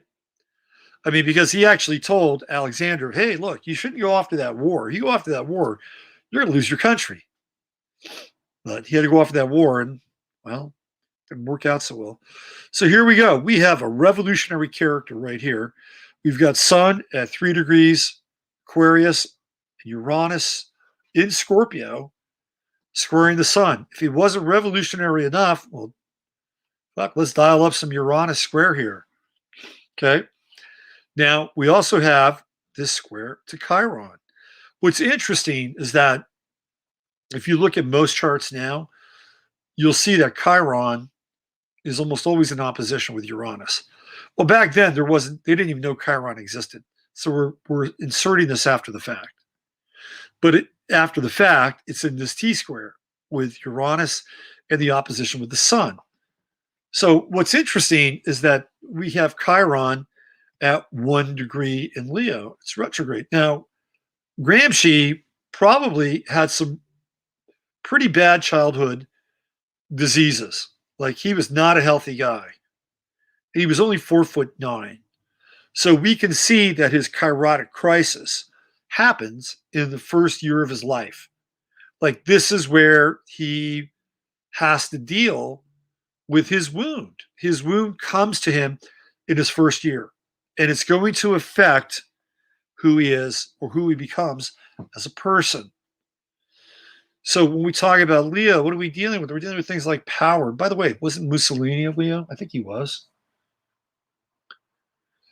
Leo's about power, right? It's about power. It's about, it's about the It's about royalty.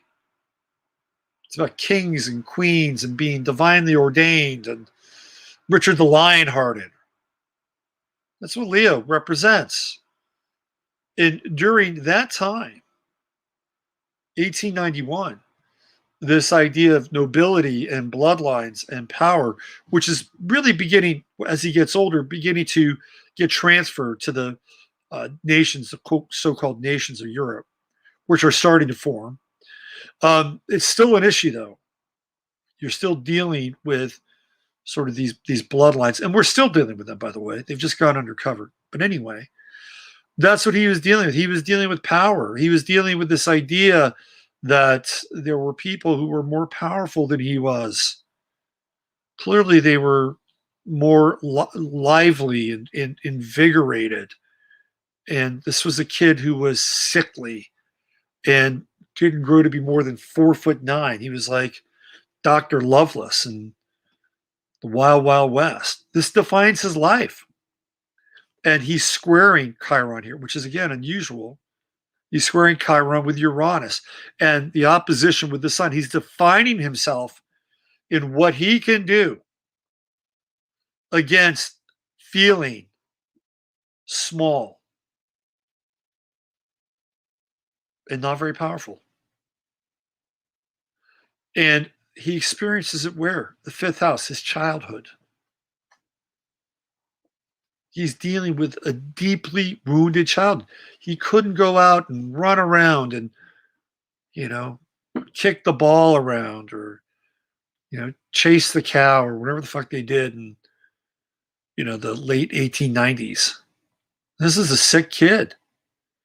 So it would play a role. This plays a role in the formation of Gramsci. And he's going to define himself against it.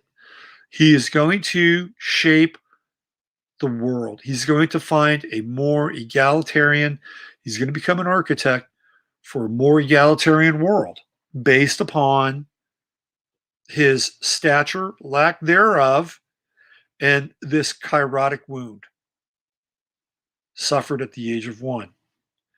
And he is going to be a rebel. He's got other reserves, though, that he can pull on. He's got a Sun-Pluto trine, which is going to help him get fixated, right? Fixated on a goal, or in the case of Gemini, an idea. And here we have the true node, right here. True node conjunct Pluto. Oh, look where that true node is. It's in Gemini. Where's the true node now? It's in Gemini. And what is Gemini? It represents duality. And we're really living in two worlds. We're living in this world where Joe Biden, theoretically, whoever he is, or whatever he is president. And then this virtual reality, this pseudo reality, which is virtual in the sense that it looks like a fucking movie set, right? It's a pseudo reality because, well, he didn't really win an election. And there are all these different criteria in the space of that non-physical universe, the laws of their non-physical universe that you have to adhere to in order to participate in their pseudo-reality. And then there's another group of people who are outside of that reality. And these are people who probably look around and say, I'm not seeing a lot of people dying from coronavirus. What about you? No, I'm not really seeing a lot of people dying of coronavirus either. Yeah, this doesn't make sense, does it? Not really. Do you think it really makes sense that they're going to shut all this down for what? And by the way, what happened? I don't know what happened. What happened to the flu? I don't know. What happened to have you seen the flu? I haven't seen the flu. Yeah, I haven't seen the flu either. 2 weeks ago, the guy who works at the hospital says, oh, yeah, we haven't had any cases of the flu here this year. Are you fucking kidding me? That's a whole other reality. So we're living in these separate realities. And Gramsci is really good at that. This is what he does. He is going to, with his notebook, right? With his notes and his output, he is going to create. He's going to be the father of a pseudo reality. And the pseudo reality, you have to have things like critical race theory, and you have to have intersectionality, and you have to have deconstructionism, because you have to break down one reality and create another reality. And again, when you look at the language of the pseudo reality, a lot of it has to do with double meaning and double speak. Like, for instance, when you talk about something like diversity, well, when I think of diversity, I think of a garden that's got a lot of different plants and a lot of different, vegetables and flowers. It's really diverse and they're all living together in harmony. No, that's not what diversity means when you talk about critical race theory and intersectionality and deconstructionism and social diversity means something very different, right? So this is the Gemini. We're into the Gemini world of double meaning, inclusivity. Oh, well, we think of inclusivity as being everybody's invited. No, that's not really what inclusivity means. So Gramsci is laying he's laying the groundwork for this, right? And it's his Aquarian sun, and he's essentially trying to define himself against this wound, this chirotic wound of the child. He's 4'9", and he's got this fixed energy, and he endures a lot. He's in prison for 25 years. Hello, Mars in the 12th house. 25 years. So he manages to create this work, and it's this body of work that is ultimately influencing where we are right now. Right now. Here we have the South Node, Sagittarius. We have the True Node. Venus in Sagittarius. Right here, right? What do we know about the South Node in Sagittarius now? The law is mutable. There is no objective, right? There is no objective kind of stance to look at things. Everything is deeply subjective. It's deeply subjective, and you're able to define things in a very subjective fashion. 2 + 2 = 5. Right? So we can see this, right? So his Venus, which is conjunct his South Node, is his relationship with this idea that law itself, in many ways, doesn't exist. By the way, he did briefly marry a woman from Russia. He's Italian, so somebody from another country, and he did have children with that woman, and it's the woman's sister. The woman, I think she went, his wife, the mother of his kids, went insane. It's the sister, his sister-in-law, who winds up standing by him, which again is kind of interesting. She's the one that smuggles his notebook out of that prison in Italy. I think it was in Turin. I think it might have been in Turin. Anyway, we're living in Gramsci's time. Look, right here. True Node and Gemini. Right there. We are living. It makes total sense. Gramsci is the architect for the time that we're living in. And everything that we've gone through. Look, you may be watching this. You may be saying, oh, good. I'm glad he did that. Because, that world was really fucked up. Well, maybe not. Maybe not. But I think it's pretty clear when you look at what he wrote and his theories, they put him into play. And they've been refining those theories for quite a while.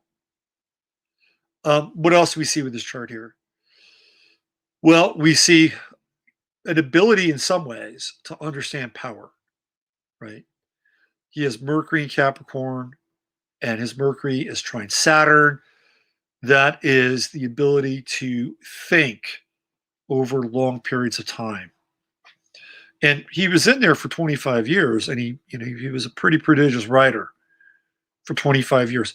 But it's more than that. It's being able to kind of explicate this idea of, well, if we're going to work on something like changing a country or changing a government, that it's going to take time.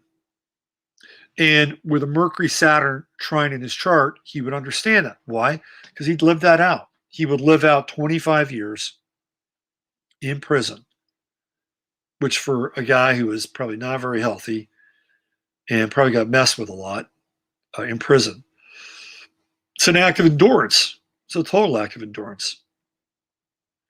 So that would be, I believe, translated to his work, because that's what he had to go through. And he's got 3 out of the 4 asteroids all appear at the top of his chart, right? Well, and the 4th being Vesta over here in Sagittarius. Now, when he has Pallas in Capricorn at 11, it's right at Pallas, by the way, and Mercury conjunct Pallas, that's about pattern recognition. And it's about pattern recognition when it has to do with structures and power, right? Structures and power, government, hierarchies. He understands it. Like, he has the wiring in his chart to understand this. And he was also conversing with people like Lenin. Like, he knew Lenin. So he knew, quote unquote, really powerful people. And with Ceres and Juno, to me, this is the endurance to carry the thing out, right? Again, this is the ability to be in a pretty, I mean, whatever you think of the guy, I can see why he did what he did in a lot of ways.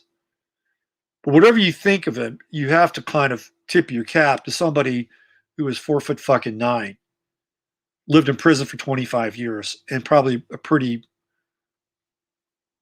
brutal existence, and was able to utilize, whether he knew it or not, his chart in order to create something that would be in conjunction with, like, Alinsky's Rules for Radicals and a number of other, Das Kapital by Marx, the books that would be used to begin to overthrow the West.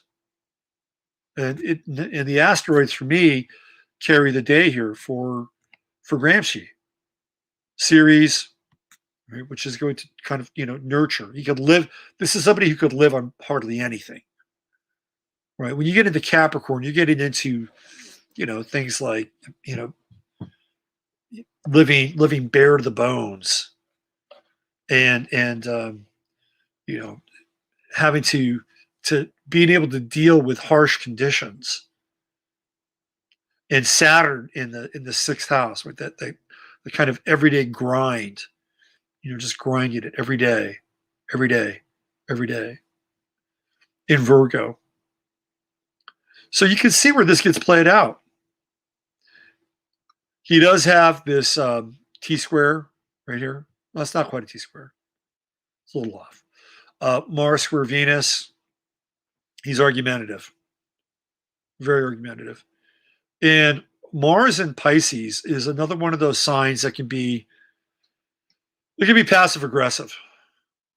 And it's a very subjective Mars. Now, he does have this nice sextile to the sun by degree, and he's got this trine with Chiron. So he's got some outlet for his Mars.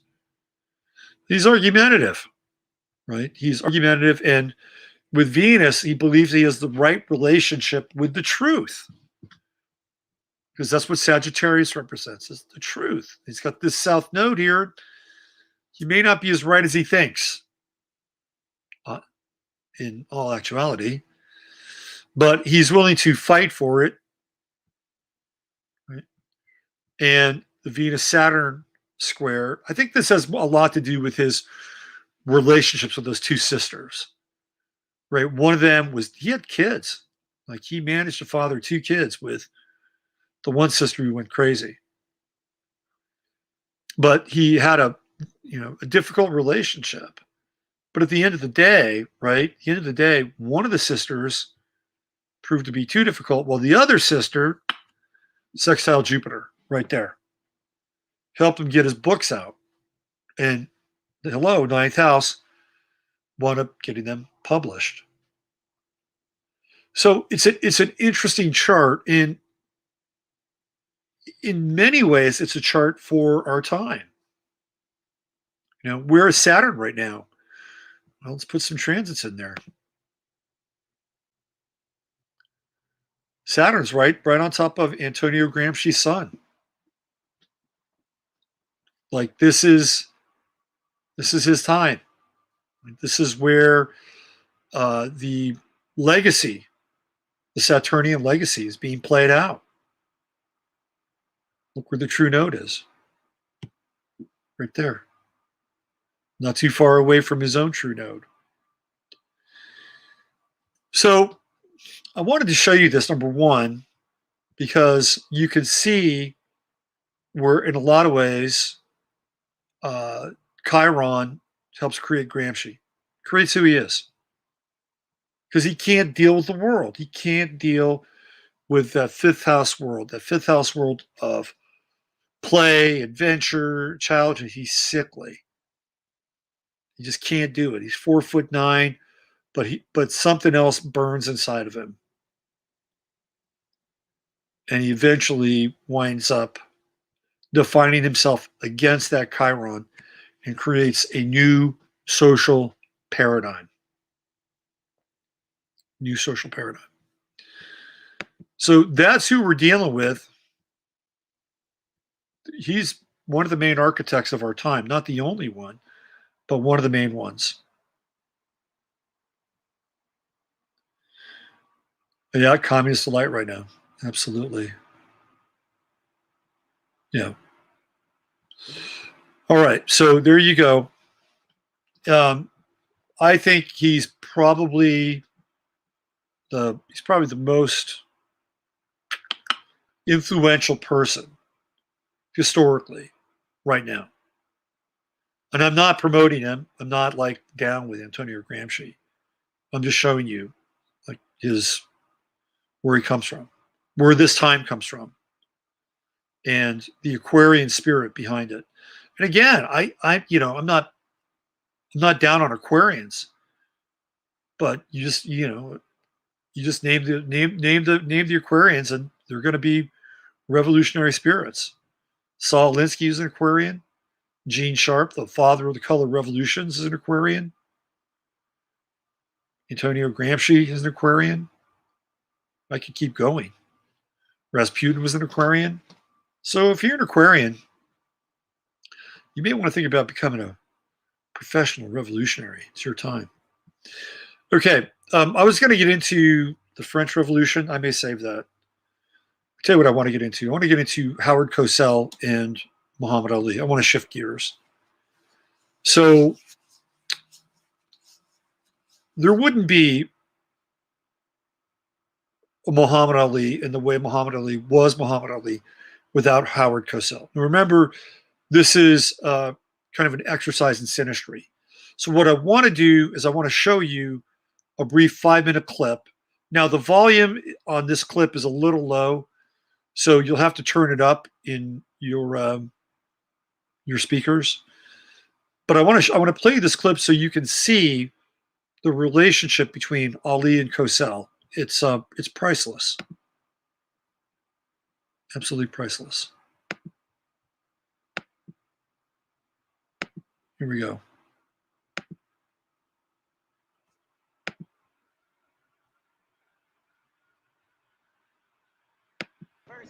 Well, Howard Cosell, what he was doing was this fella making all this noise is Howard Cosell. What he was doing, Howard.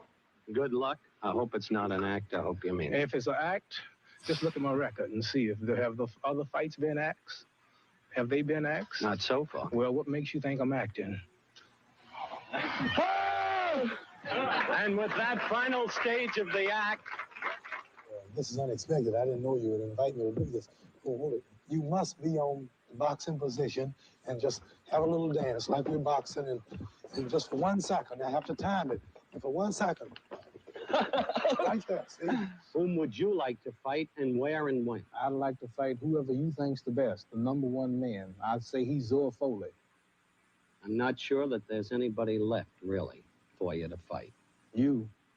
That may come about someday. Thank you for coming Just by. stay in shape.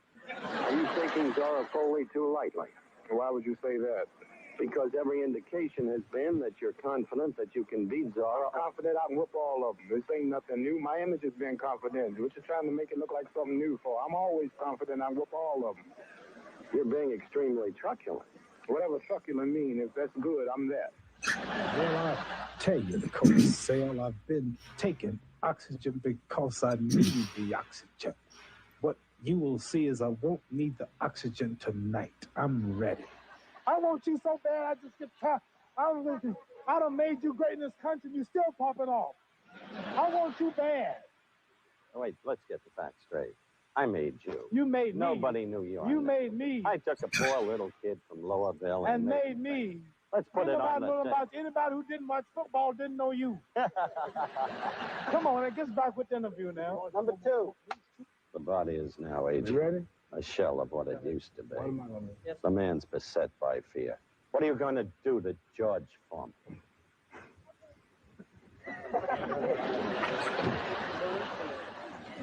He just said the man's body is not what it used to be. The man is beset by fear. Talking about me. Are you crazy? If I had a lower IQ, I could enjoy your interview.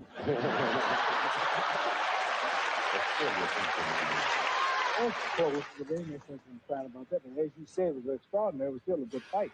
Yeah, it was a good But the fight. second fight, Howard, I danced 12 rounds 3 years later. I got the films if you don't believe it. I saw it. I called it. Oh, all You right. thought that fight was no contest. You're not as dumb as you look. Neither are you. And that's saying a lot coming from me.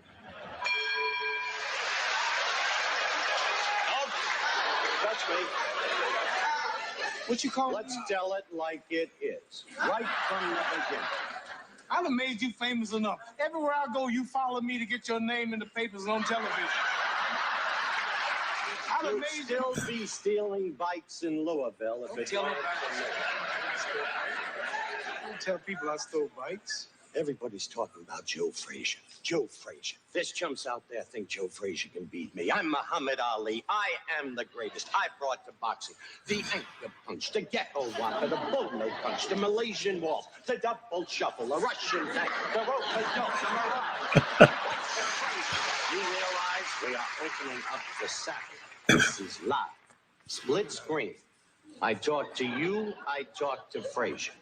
These people will then have a chance to evaluate your courage or lack thereof.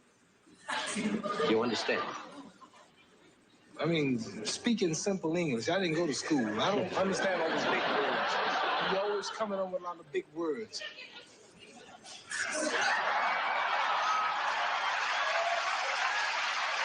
You know what I'll do, Howard Cosell? I promise you this, and I promise the world. People want to see me slap you. They want to see me do something to you, and that's against the law.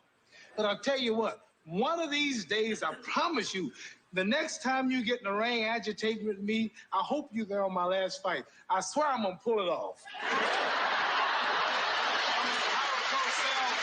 Howard Cosell, show the people that you're not the man you was a few years ago. You always said, Muhammad, you're not the man you were 10 years ago, right? Right. Well, I'm going to ask your wife, are you the man you was last year? You'll get a quick answer to that.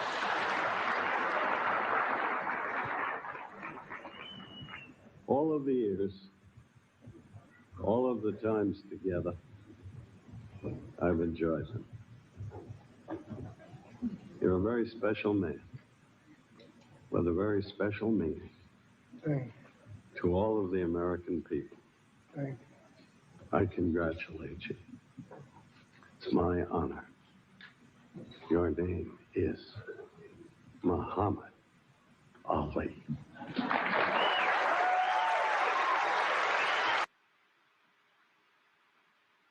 So that gives you a bit of a snapshot of the relationship. So, 1 second.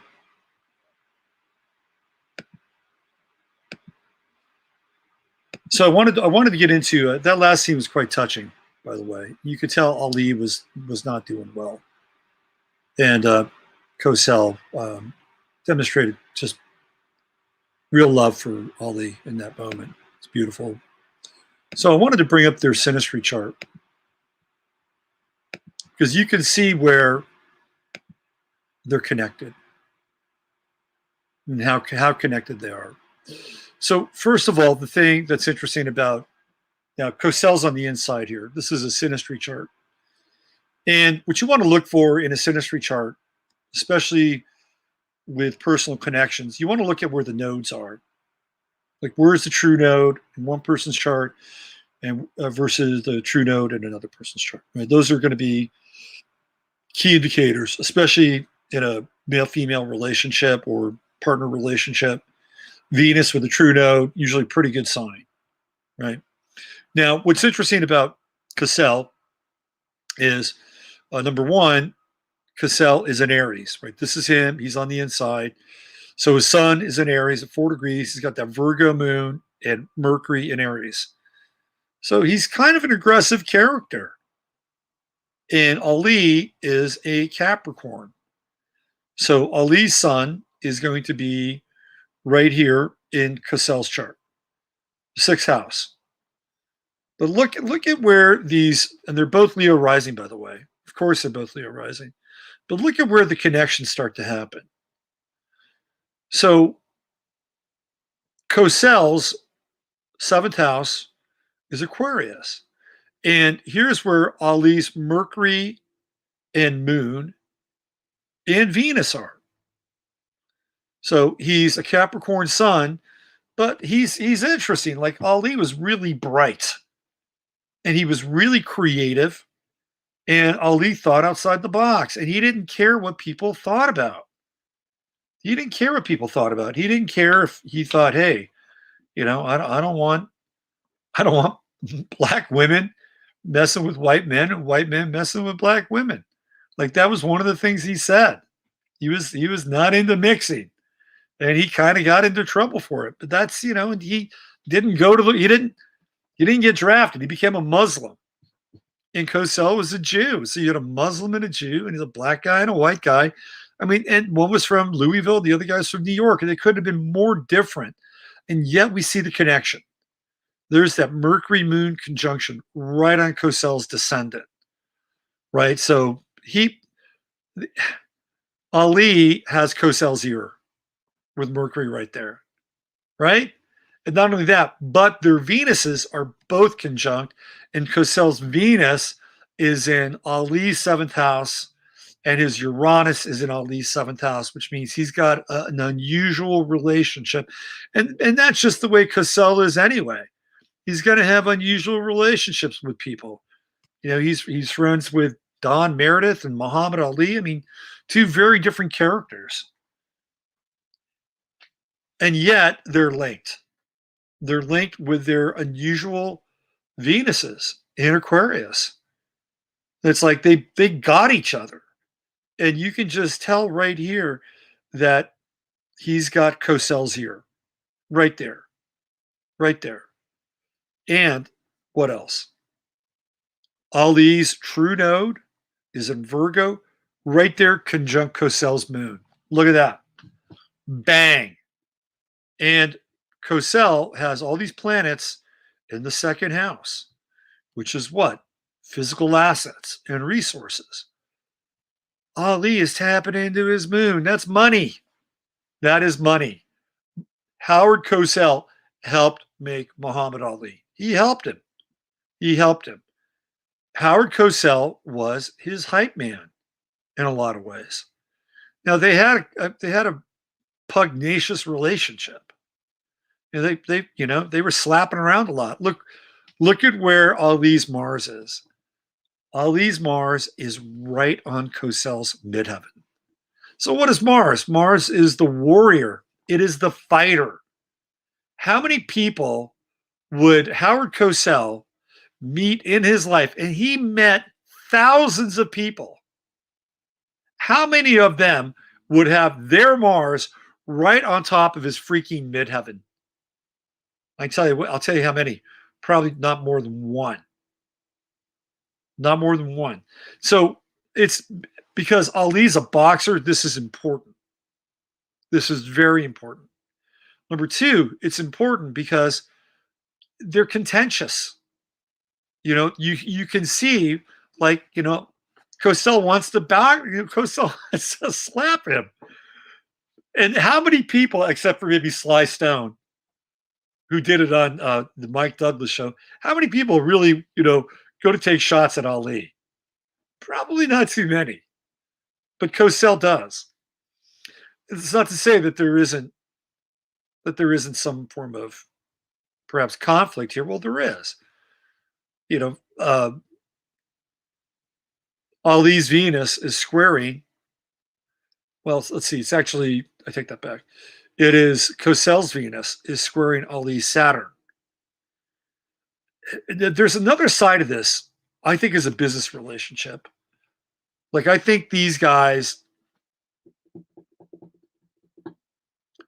were also professional. Let's put it that way. And I think that there was truth. I think there was love between the two. But there was also a business side of things. And I think they pushed each other's buttons because that's what the Venus square does. Right? And for Cosell, his Venus is squaring Ali's Uranus. And maybe this was Ali having to square up against this guy in some ways that maybe he didn't always want to have a connection with. But number one, maybe he realized that it was good business. And number two, they both share this unique kind of Venus and Aquarius. They're odd, they're kind of attracted to oddballs in some ways. So it's a really interesting relationship and also a little bit complex. What's interesting here is that this is Cosell's Mars, and he's got Mars in Virgo. And he's got that Mars-Moon conjunction, which makes him aggressive. And he's critical. That's what Cosell's thing was. He was critical. So he's got his Mars in square with Ali's Jupiter, which is in Gemini. But they both have Jupiter and Gemini. The charts are interesting. They're older, right? I mean, Cosell's born in 1918, and Ali's born in 1942. And they both have Jupiter and Gemini. So they're both catching that kind of, that sort of expanded sort of potential for linguistics in verbal repertoire. They both have that. It's interesting. Now, Ali's Jupiter is retrograde, and I think that he would say things over the course of his career that he probably would want to walk back at times. But because, he had his Mercury in Aquarius and this new moon in Aquarius. I think it's a new moon, isn't it? Let me just check here. Not quite. Almost. Not quite. It's about as close to new moon as you can get without being a new moon. But he wouldn't walk things back. He wouldn't walk things back. And then his Mars, all these Mars squares Cosell Saturn. So there's some interesting Saturn squares going on here, power, authority, and then Ali's Chiron. Here we go. We got that Chiron in Leo again. So for Ali, it was the age of 4. That's where his Chironic crisis occurred. Age of 4. Wonder what happened. If you look at his life. And his Chiron's right on Cosell's ascendant. So I think Cosell had a soft spot for Ali, right? And I think not only did he have a soft spot, but I think he understood Ali's weakness. And I think Ali's weakness was that Ali had a good heart. I think that's my sense. And I don't think Ali showed that all the time. And I think Cosell was able to tap into that. I've talked about this before. Ali's got that Pluto in the 12th house, and a lot of successful people seem to have Pluto in the 12th house. Donald Trump has Pluto in the 12th house. So does Tom Brady. But this is a really interesting Synastry chart. And I think really the knockout blows in this chart are the Venus-Venus conjunction right there, Cosell's Venus on Ali's descendant, Ali's Mercury and Moon right on Cosell's descendant, Ali's true node conjunct Cosell's Moon, able to capture sort of the imagination of the public. You know, the Moon relates to things like sort of the very subjective state of the populace. The sun is very objective, and the moon is subjective. So here he's tapping into this kind of collective potential of the emotions, for good or bad, through Cosell. And at times, Ali was a bad guy. You know, there are a lot of people that didn't like Ali, and Ali didn't care about that. I don't think Ali really felt like he wanted to be. I mean, I think maybe somewhere with that Chiron and Leo, he wanted to be loved. And with the Leo rising, he certainly wanted to be respected. That's for damn sure. But he was willing to play the role of the bad guy. And he did it. And then what's interesting about Ali is that ultimately he kind of becomes a good guy. You know, towards the end, he goes from being somebody who most Americans didn't like because he didn't want to fight in the war, and you know, no Chinaman ain't done nothing wrong to me.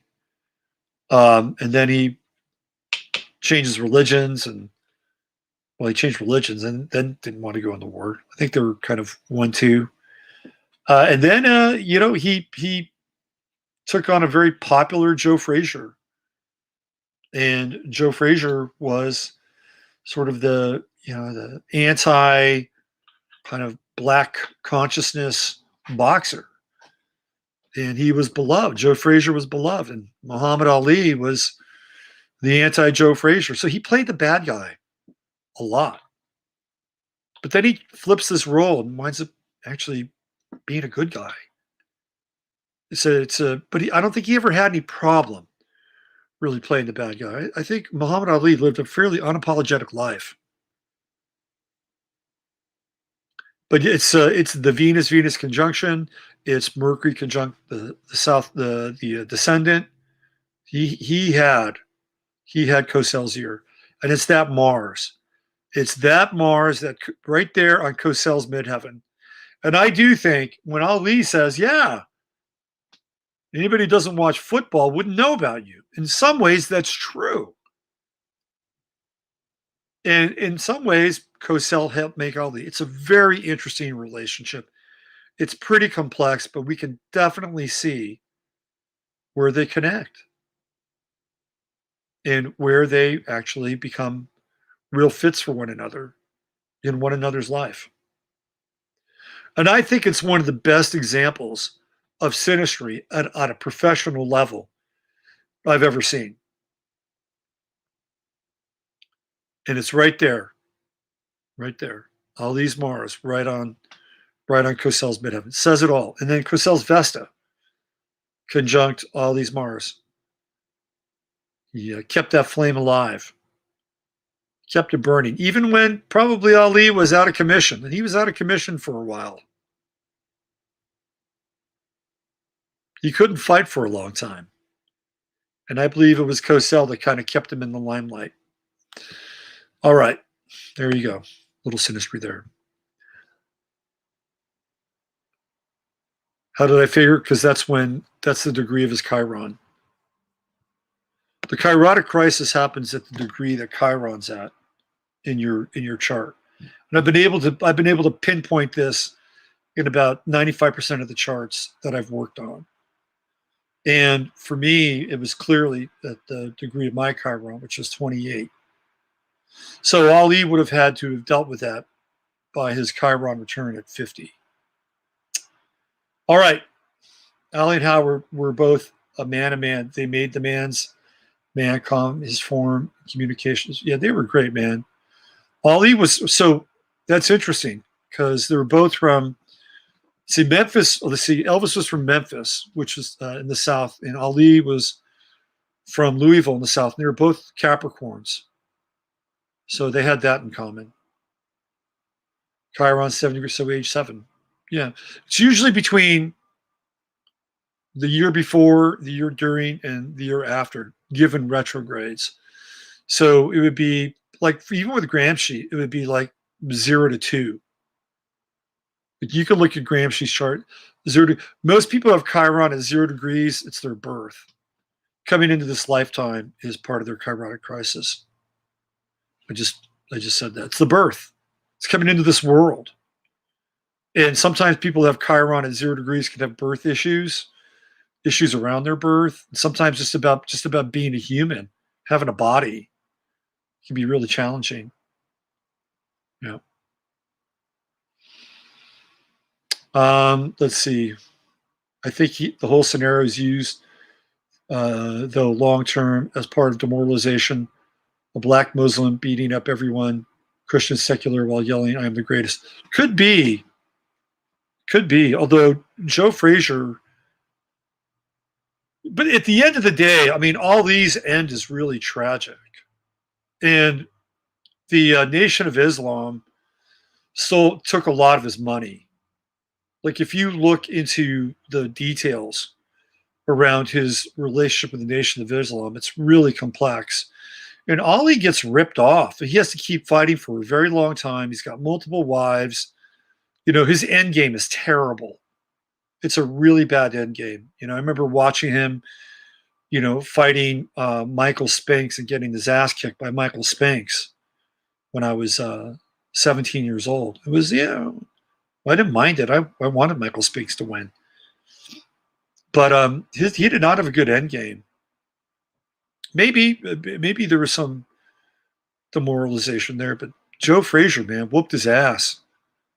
He whooped his ass. That first fight, man.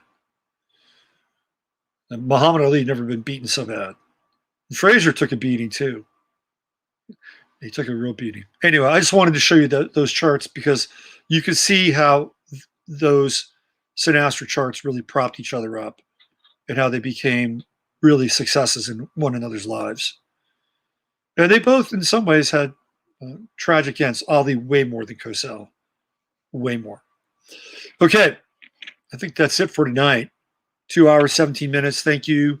It's good to be back. I'll be doing my Mercury retrograde action and working on some web stuff on my end. There has been, it seems to be that there's been a pretty popular demand for me to teach some astrology. So I'm going to do that. I'm going to set that up. And what I want to do is I'm going to basically do a soup to nuts thing. Okay. So if you want to get involved, this is going to be a soup to nuts affair. And I'm going to do this probably 2 times this year. And I'm going to try to start one fairly soon. And I'm thinking maybe the end of February will be the first one I'm going to do. And it will be essentially going through my course in real time. Okay. So I have a 16-hour course in astrology that will be a part of this. And I'm going to try to make this thing affordable so people can participate. But it'll be kind of a long form course, soup to nuts. I'll do it 2 times this year. And basically we'll be working with my course and we'll start from scratch and we'll go all the way to the end. And I may even do some other things that are not a part of the course as well. So look for that. Like I said, I'll do it 2 times this year because there's been a pretty strong appetite for it. And I'll let everybody know when it's going to happen, how it's going to happen. And now my course will be involved. You'll get my course. Again, it's 16 hours. It'll be priced into what I'm going to be doing. Okay. But it'll be affordable ultimately for everybody. But remember, you're going to be getting a 16-hour course with this. Okay. All right. So I'll be back tomorrow. Bye for now. It's good to be back.